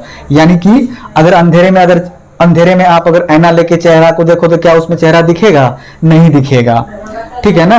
तो उसी तरह से जो डिवाइस यहाँ पर, ये भी डिवाइस है, लेंस, प्रिज्म, मिरर, ये सब क्या है? डिवाइस है, जो लाइट के प्रेजेंस में काम करता है। ऑप्टिकल इंस्ट्रूमेंट है ये भी क्या है? माइक्रोस्कोप ऑप्टिकल इंस्ट्रूमेंट है। ऑप्टिकल इंस्ट्रूमेंट से कहने का मतलब है कि all these instruments work in the presence of light, ठीक है। यहाँ पर हम कुछ डिवाइस की भी बात करेंगे, जैसे कि माइक्रोस्कोप है, टेलीस्कोप है ना। इस सब डिवाइस के बारे में भी हम यहाँ पर इस क्लास में स्टडी करेंगे, ठीक है। यही हमें पढ़ना है क्लास 12th में, क्लास 12th की ये सिलेबस था। ओके स्टूडेंट्स, नो प्रॉब्लम, आप नोट कर सकते हैं इसको, यू कैन नोट इट।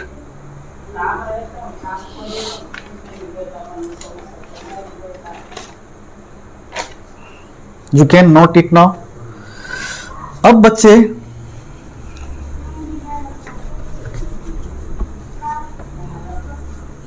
अब हम बात करते हैं मॉडर्न फिजिक्स की। मॉडर्न फिजिक्स की बात करते हैं कि हमें 11th और 12th में मॉडर्न फिजिक्स के अंदर क्या क्या पढ़ना है। मॉडर्न फिजिक्स जब हमने लिख दिया तो आप समझ जाओ यहां पर किसका मतलब होता है क्वांटम फिजिक्स। क्वांटम फिजिक्स जहां पर बात होगी कैसे कैसे ऑब्जेक्ट की? माइक्रोस्कोपिक ऑब्जेक्ट की, माइक्रोस्कोपिक ऑब्जेक्ट की यहां बात होगी, यानी कि छोटे छोटे पार्टिकल की बात होगी। तो बच्चे मैं आपको बता दूं कि क्लास 11th में और 12th में हमें कहीं पर भी मॉडर्न फिजिक्स नहीं पढ़ना है। थोड़ा सा पढ़ना है केमिस्ट्री में जाकर के एटॉमिक स्ट्रक्चर वगैरह, ठीक है।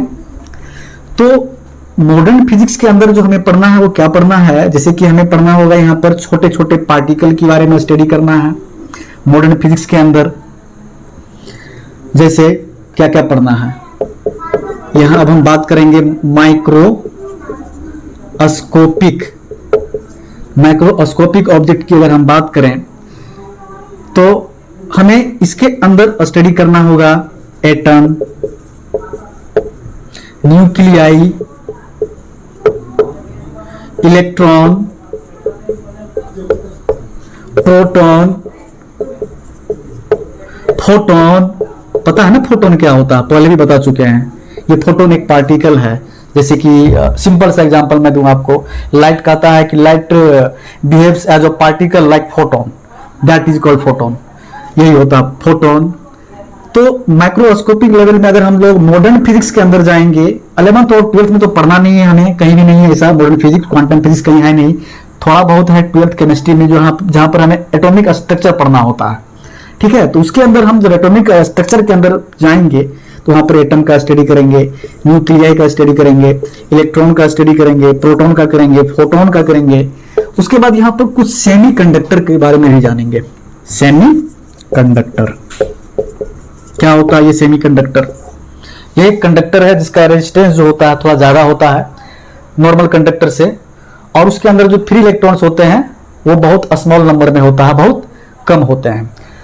एग्जाम्पल है आपके घर में सेमीकंडक्टर का, जैसे कि मोबाइल में आप मेमोरी कार्ड लगाते हैं तो मेमोरी कार्ड पे देखते हैं पत्ती लगा होता है छोटा छोटा, वो सिलिकॉन होता है। इसे सिलिकॉन एग्जाम्पल है, ये सिलिकॉन होता है, जर्मेनियम है, जर्मेनियम है, ये सारे जो हैं सेमीकंडक्टर्स होते हैं। आज की डेट में जो हमारे पास जो मॉडर्न डिवाइस है, जैसे मोबाइल्स हैं, एलईडी है, जो घर में एलईडी टीवी है, एलईडी बल्ब है, वो सारे सेमीकंडक्टर से बने होते हैं। ठीक है, लाइक सिलिकॉन, जर्मेनियम, इन्हीं सब सारी चीजों से वो बने होते हैं। क्यों बने होते हैं? वो इसलिए बने होते हैं कि उसके अंदर जो इलेक्ट्रॉन्स होते हैं ना वो कम होते हैं।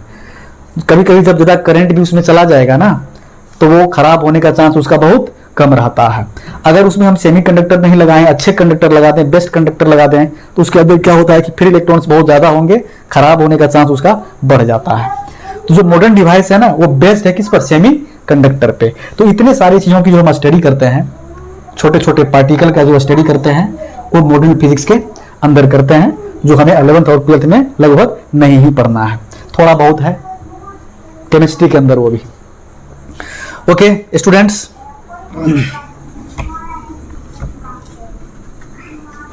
यानी कि आपने अपने सिलेबस को जाना कि आपको 11th और 12th में जितने भी फिजिक्स पढ़ने हैं वो सारे क्लासिकल फिजिक्स पढ़ने हैं, है ना। यानी कि बड़े बड़े ऑब्जेक्ट के बारे में ही आपको स्टडी करने हैं, बड़े बड़े फेनोमेना होंगे, बड़े बड़े ऑब्जेक्ट होंगे, उन्हीं सब चीज के बारे में आपको स्टडी करना है।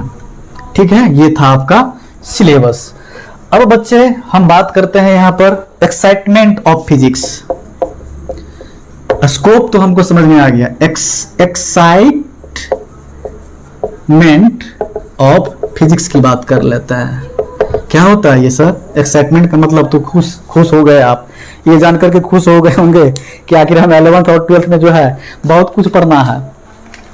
11th और 12th में जो है हमें तो बहुत कुछ पढ़ना है, इतने सारे सिलेबस सर आप बता रहे हैं, हमको तो बोझ लगने लगा। तो एक्साइटमेंट किस बात की, यही मन ही मन सोच रहे होंगे आप, लेकिन ऐसा कुछ नहीं है।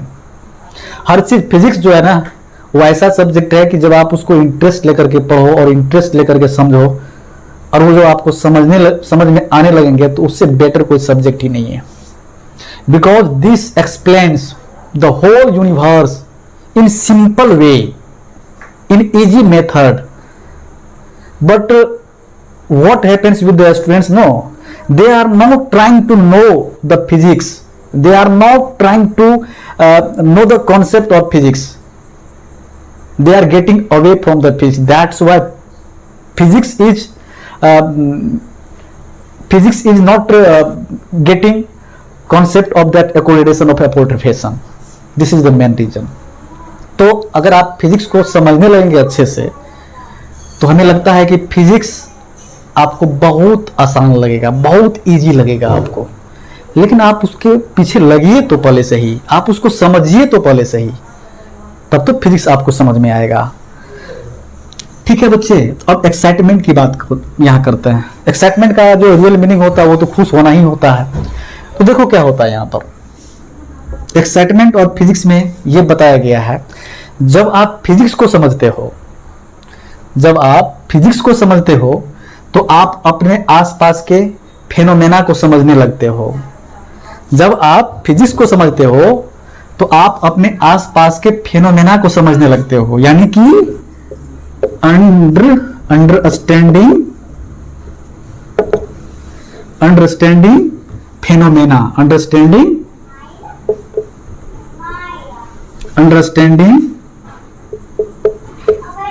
Phenomena of life, phenomena of life.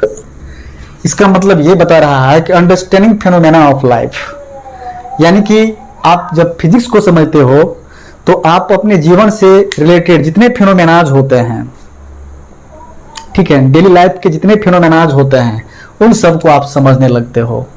और कैसे समझने लगते हो, एक सिंपल सा एग्जांपल मैं आपको बताता हूं। जैसे मान लीजिए कि मार्कर है, इस मार्कर को हमने यहां से छोड़ा, ये नीचे गिरा, ये मार्कर का यहां से नीचे गिरना एक फेनोमेना है।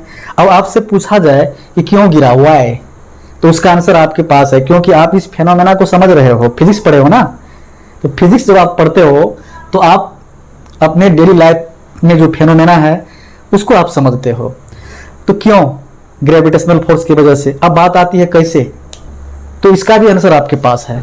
कैसे मतलब कितना फोर्स लगा होगा, निकाल लो ना फॉर्मूला से, कितना लगा होगा। फोर्स बराबर क्या होता है, G into M1 into m2/r²।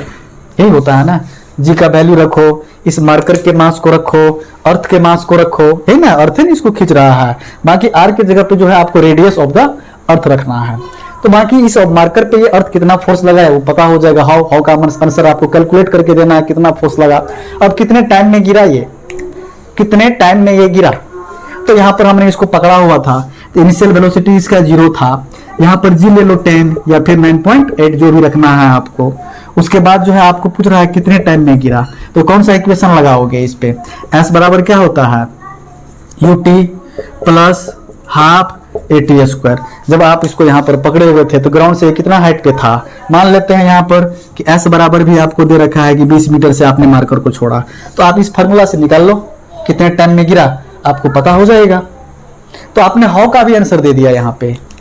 तो एक्साइटमेंट ऑफ फिजिक्स, एक्साइटमेंट से कहने का मतलब है कि जब आपने फिजिक्स को समझा तो आपके अंदर एक खुशी हुई कि आप किसी अपने लाइफ से जुड़े हुए किसी फिनोमेना का आंसर दे रहे हो, इसका मतलब यही होता है।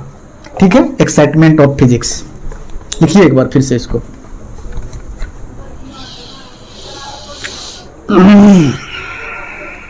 अंडरस्टैंडिंग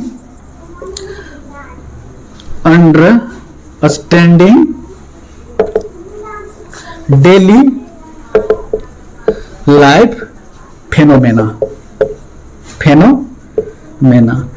आप अपने जीवन से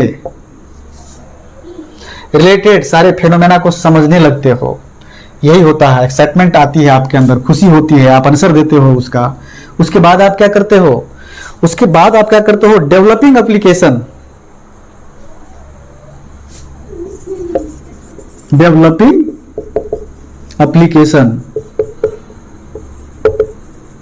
क्या मतलब हुआ इसका, एप्लीकेशन को डेवलप करते हो।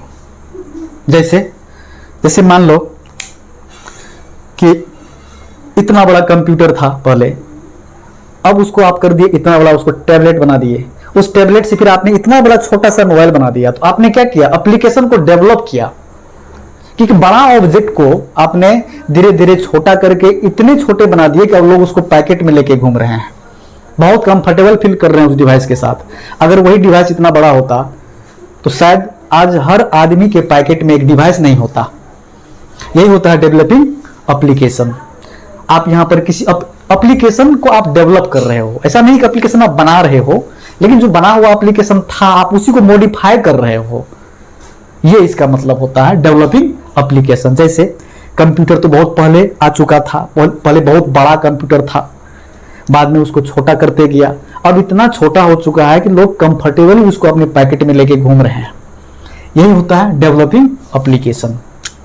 उसके बाद क्या होता है, कंडक्टिंग एक्सपेरिमेंट।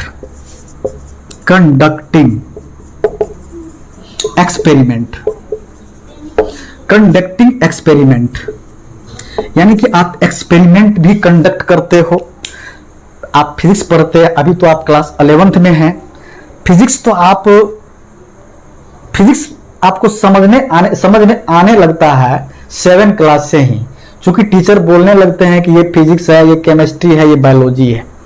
ऐसे तो हम पढ़ते साइंस ही है, लेकिन वहां से हमारे पास फिजिक्स का एक आवाज अलग से आने लगता है, केमिस्ट्री का एक आवाज अलग से आने लगता है, बायोलॉजी का एक आवाज अलग से आने लगता है। तो फिजिक्स जो है हम लोग बहुत पहले से पढ़ते आ रहे हैं, सुनते आ रहे हैं उसके नाम को। और छोटे क्लास में क्या होता है ना, 7, 8, 9, 10 में ढेर सारे एक्सपेरिमेंट दिए हुए रहते हैं कि, और टीचर ही बोलते हैं ऐसा करना कि ये तुम एक्टिविटी एक्सपेरिमेंट करके घर से आना, या तो फिर तुम कुछ सामान लेकर के आना, हम यहाँ पर एक्सपेरिमेंट करके तुमको दिखा देंगे। तो इस तरह से कुछ आप एक्सपेरिमेंट भी करते हैं। जैसे एग्जाम्पल के लिए अगर मैं आपको पढ़ा दूं रिफ्लेक्शन ऑफ लाइट, मैं आपको पढ़ा दूं कि लाइट जो है जब वो किसी ओपेक सरफेस पे पड़ता है, ओपेक मतलब जिसके आर पार लाइट न जा सके, उसे ओपेक सरफेस कहते हैं, उसे ओपेक ऑब्जेक्ट कहते हैं। जैसे मिरर ओपेक ऑब्जेक्ट है, पीछे से सिल्वर कोटिंग किया रहता है ताकि लाइट उस पर पड़े ना, आर पार नहीं हो, इस साइड से उस साइड नहीं जाए, टकरा के वापस हो जाए। ठीक है, तो रिफ्लेक्शन अगर मैं आपको पढ़ा दिया कि returning of light when it falls on the surface of an opaque object, that is called reflection of light. मैंने आपको समझा दिया कि ये रिफ्लेक्शन ऑफ लाइट होता है, और इसके ये लॉज हैं, angle of incidence is equal to angle of reflection, incident ray, reflected rays and normal, all three lie on the same plane, all three lie on the same plane. अगर मैं आपको बता दूं इस तरह से तो, और फिर मैं आपको बोलूं कि लॉज ऑफ रिफ्लेक्शन का आप एक्सपेरिमेंट करो, तो आप क्या करोगे? एक्सपेरिमेंट तो कर सकते हो, मिरर लोगे, मिरर लोगे, जैसे मान लो ये मिरर लिया आपने, ये मिरर लिया आपने, सिंपल सा मैं एग्जांपल बताता हूँ, ये मिरर है हमारे हाथ में, और इस मिरर पे क्या करो, एक नॉर्मल बना लो, ऐसे कोई चीज से इसको चिपका दो यहाँ पे ऐसे, ठीक है। एक लेजर लाइट लेके आ जाओ, उस लेजर लाइट का जो रेज होगा ना वो आपको दिखेगा, आप किसी एंगल पर उसको मारो यहाँ पे, ठीक है। जितने एंगल पे तुम यहां से लाइट मारोगे ना उतने ही एंगल से वो निकलते हुए दिखाई देगा। तो इससे तुम एक अनुमान लगा सकते हो कि ये लाइट जो है कंप्लीट लॉज ऑफ रिफ्लेक्शन को फॉलो करते हुए रिफ्लेक्ट हो रहा है। तो यहां पर एक आप एक्सपेरिमेंट भी कर सकते हो, कंडक्टिंग एक्सपेरिमेंट भी कर सकते हो। इसका एक्सपेरिमेंट भी दिया रहा था 7-8 क्लास में, laws of reflection of light को कैसे दिखाना है वो दिया रहा था कार्डबोर्ड वगैरह को लेकर के। तो आप एक्सपेरिमेंट भी करने लगते हैं। अगर आप फिजिक्स को समझ जाते हैं तो फिजिक्स को समझने के बाद आप अपने डेली लाइफ में होने वाले फेनोमेना को समझने लगते हैं कि वो क्यों हो रहा है, कैसे हो रहा है। उसके बाद जब आप फिजिक्स को समझ जाते हो तो डेवलपिंग एप्लीकेशन, जो ऑलरेडी आपके पास एप्लीकेशन है, उसको उसी को आप क्या करने लगते हो, डेवलप करने लगते हो। अब कंडक्टिंग एक्सपेरिमेंट, जब आप फिजिक्स को समझ जाते हो तो आप तरह तरह के एक्सपेरिमेंट भी करने लगते हो, और यह करते हुए आपके अंदर एक एक्साइटमेंट भी आता है, खुशी भी होती है। यही इसका मतलब होता है एक्साइटमेंट ऑफ फिजिक्स। उसके बाद क्या है, अब क्या है, prediction of future, prediction of future, यानी कि यहां पर आप भविष्य की भविष्यवाणी भी कर सकते हो। जब आप फिजिक्स को समझ जाते हो तो आप भविष्य की भविष्यवाणी भी करने लगते हो। वो कैसे सर? देखो मैं बताता हूं कैसे। उसका एक बहुत आसान सा एग्जांपल है। जैसे मान लो कि आपको आपके दोस्त ने कहा कि आप अगर 200 मीटर टावर पे चढ़ करके अगर इस मार्कर को अगर आप गिराओगे, 200 मीटर हाइट का कोई टावर है, उस पर चढ़ करके अगर आप इस मार्कर को वहां से गिराओगे नीचे की ओर, तो ये मार्कर कितने टाइम में नीचे गिरेगा? तो आप क्या करोगे? टावर पे चढ़ करके मार्कर को गिराने लगोगे? ऐसा करोगे? नहीं ना। तो आप क्या करोगे? उसका कैलकुलेशन करोगे, फॉर्मूला लगाओगे वहां पर। आप वहां चढ़ नहीं जाओगे। यहां फ्यूचर की बात हो रही है कि जब तुम उस टावर पे चढ़ोगे और वो जब चढ़ करके मार्कर को नीचे गिराओगे तो कितना टाइम में नीचे गिरेगा, वो फ्यूचर की बात कर रहा है। चढ़ोगे, गिराओगे तो कितना टाइम में गिरेगा। तो आप फ्यूचर को प्रिडिक्ट कर रहे हैं, भविष्यवाणी कर रहे हैं, और उसका आंसर भी आप दे रहे हैं प्रेजेंट में ही, तुरंत दे रहे हैं, है ना। अगर बात यहीं पर आती है कि अगर हम 5 साल के बाद अगर हम 500 मीटर हाइट के वाले टावर पे चढ़ जाएं और वहां से इस मार्कर को गिराएं तो वो कितने टाइम में नीचे गिरेगा? 5 साल के बाद। तो 5 साल के बाद तो फ्यूचर की ही तो बात कर रहे हैं, और उस फ्यूचर का कैलकुलेशन अभी ही हम दे रहे हैं। तो इसका मतलब क्या हुआ कि हम फ्यूचर की, भविष्य की भविष्यवाणी कर रहे हैं, ठीक है ना। जो काम आप करने के लिए सोच रहे हैं फ्यूचर में, उसका कैलकुलेशन आप अभी निकाल के रख रहे हैं। तो यहां पर क्या हो रहा है? भविष्य की भविष्यवाणी हो रही है। तो प्रिडिक्शन ऑफ फ्यूचर, यानी कि आप फ्यूचर में क्या होने वाला है उसका भी अंदाजा, उसका कैलकुलेशन आप यहां पर दे सकते हो जब आप फिजिक्स को समझते हो। तो आपके अंदर यही एक एक्साइटमेंट है फिजिक्स को समझने के बाद, कि उसी एक्साइटमेंट को लेकर के आप ये सारे काम कर रहे हो। एक्साइटमेंट, खुशी है ना आपके अंदर, क्योंकि आप फिजिक्स को समझ चुके हैं, तो ये सब सारे काम आप कर रहे हैं। यही होता है एक्साइटमेंट ऑफ फिजिक्स। अब एक एग्जांपल मैं आपको और दूं प्रिडिक्शन ऑफ फ्यूचर का, बहुत बेस्ट एग्जांपल है इसका। देखो, इसका एक बहुत बेस्ट एग्जांपल है, जैसे गूगल मैप, जैसे गूगल मैप है ना। ये प्रिडिक्शन ऑफ फ्यूचर का बेस्ट एग्जांपल है। जब आप चलते हो, जैसे मान लो कि आपने यहां से, आपको यहां आना है और आप यहां से चले, तो गूगल मैप आपके मोबाइल में होता है ना, गूगल मैप। उस गूगल मैप पे अगर पता करोगे ना कि जहां हमको जाना है, जहां आपका डेस्टिनेशन है, यहां आपको आना है, तो आपको जहाँ जाना है अभी वो कितना दूर है आपसे, इसकी जानकारी भी वो दे देता है। वहां जाने से पहले जानकारी दे दिया आपको कि अभी आपको इतना दूर जाना पड़ेगा और कितने टाइम लगेगा यहाँ से वहां जाने में, ये भी आपको बता दिया गूगल मैप। तो ये गूगल मैप क्या बता रहा है आपको, कैसे क्या कर रहा है, कैलकुलेट कर रहा है। क्या कैलकुलेट कर रहा है? टाइम डिस्टेंस कैलकुलेट करना। मतलब क्या है वो? टाइम कैलकुलेट करना, डिस्टेंस कैलकुलेट करना, ये सब क्या है? मैथ है, फिजिक्स है। आप यहां से जब आप यहां हैं और आपको यहां आना है, तो आपको यहां आने से पहले आपको जानकारी दे रहा है कि अभी आपको इतना दूर जाना पड़ेगा। ऐसे मान लीजिए 50 किलोमीटर है, आपको जाना है यहां, तो आप अपने मैप पे देख रहे हैं तो आपको बता इंफॉर्मेशन दे रहा है कि अभी आपको 50 किलोमीटर और चलना है। ये 50 किलोमीटर क्या है यार? डिस्टेंस। अब आपको यहां से कितना टाइम वहां लगेगा जाने में? टाइम क्या है यार? मान लेते हैं 5 आवर लगेगा। तो ये टाइम 5 आवर, डिस्टेंस 50 किलोमीटर, ये सब है क्या? ये मैथ्स है या फिजिक्स है? आपको यहां जाने से पहले सारी जानकारी दे रही है, फ्यूचर की जानकारी आपको दे रही है। आप वहां गए नहीं है, जाओगे। जाओगे मतलब यू विल गो। कौन सा सेंटेंस है ये? Future tense. You will go 50 kilometre, it will take 5 hour, है ना। तो यहां पर प्रिडिक्शन ऑफ फ्यूचर हो रहा है। ये बेस्ट एग्जांपल है Google map prediction of future का। ये गूगल मैप फिजिक्स के आधार पे काम कर रहा है, कैलकुलेशन दे रहा है आपको फ्यूचर का, कि आप यहां से वहां अगर जाओगे तो इतना किलोमीटर जाना पड़ेगा और यहां से वहां जाने में इतना टाइम लगेगा। अब मान लो ना कि मेरा घर यहाँ पे है, मेरा हाउस यहाँ पे है, ठीक है, और हमें हमारे घर से जो है, हमें हो सकता है 2 दिन के बाद या 3 दिन के बाद हमारे घर से जो है यहाँ पर हमें आना है। यहाँ पे कोई एक कॉलेज है जहाँ हमें जाना है। अभी हम घर में हैं, हम सोच रहे हैं कि कल नहीं परसों जो है हम यहाँ से यहाँ जाएंगे। तो हमें ये पता करना था कि अच्छा हमारे घर से जो वो कॉलेज कितना दूर है। तो हमने गूगल मैप पे सर्च किया तो हमें बताया कि वो 50 किलोमीटर है। आगे यहाँ फ्यूचर की बात कर रहे हैं कि हम कल नहीं तो परसों वहां जाएंगे, फ्यूचर की बात कर रहे हैं। और वहां फ्यूचर की बात कर रहे हैं मतलब फ्यूचर का हम यहाँ पर कैलकुलेशन ले रहे हैं कि हमें अगर हम फ्यूचर में कभी यहाँ से वहां जाते हैं तो हमें 50 किलोमीटर जाना पड़ेगा और कितना टाइम लगेगा जाने में वो भी बता रहा है कि 5 घंटे आपको लगेंगे जब आप यहाँ से वहां जाते हैं कभी फ्यूचर में। तो ये फ्यूचर का इंफॉर्मेशन दे रहा है ना गूगल मैप हमें। तो यही होता है prediction of future. Okay students, तो अब हमें इसके अंदर जो है अब हम यही खत्म करते हैं इस चीज को स्टूडेंट्स। अब आगे नेक्स्ट क्लास में जो हमारा 3rd वीडियो आएंगे उसमें हम आपको बताएंगे physics and technology. Physics and technology आप इसको घर से पढ़ के आएंगे ताकि हम जब आपको पढ़ाएं तो आपको अच्छे से समझ में आ जाए। तो बच्चे मैं आपको बता दूं कि मैंने आपको आज क्या क्या पढ़ाया।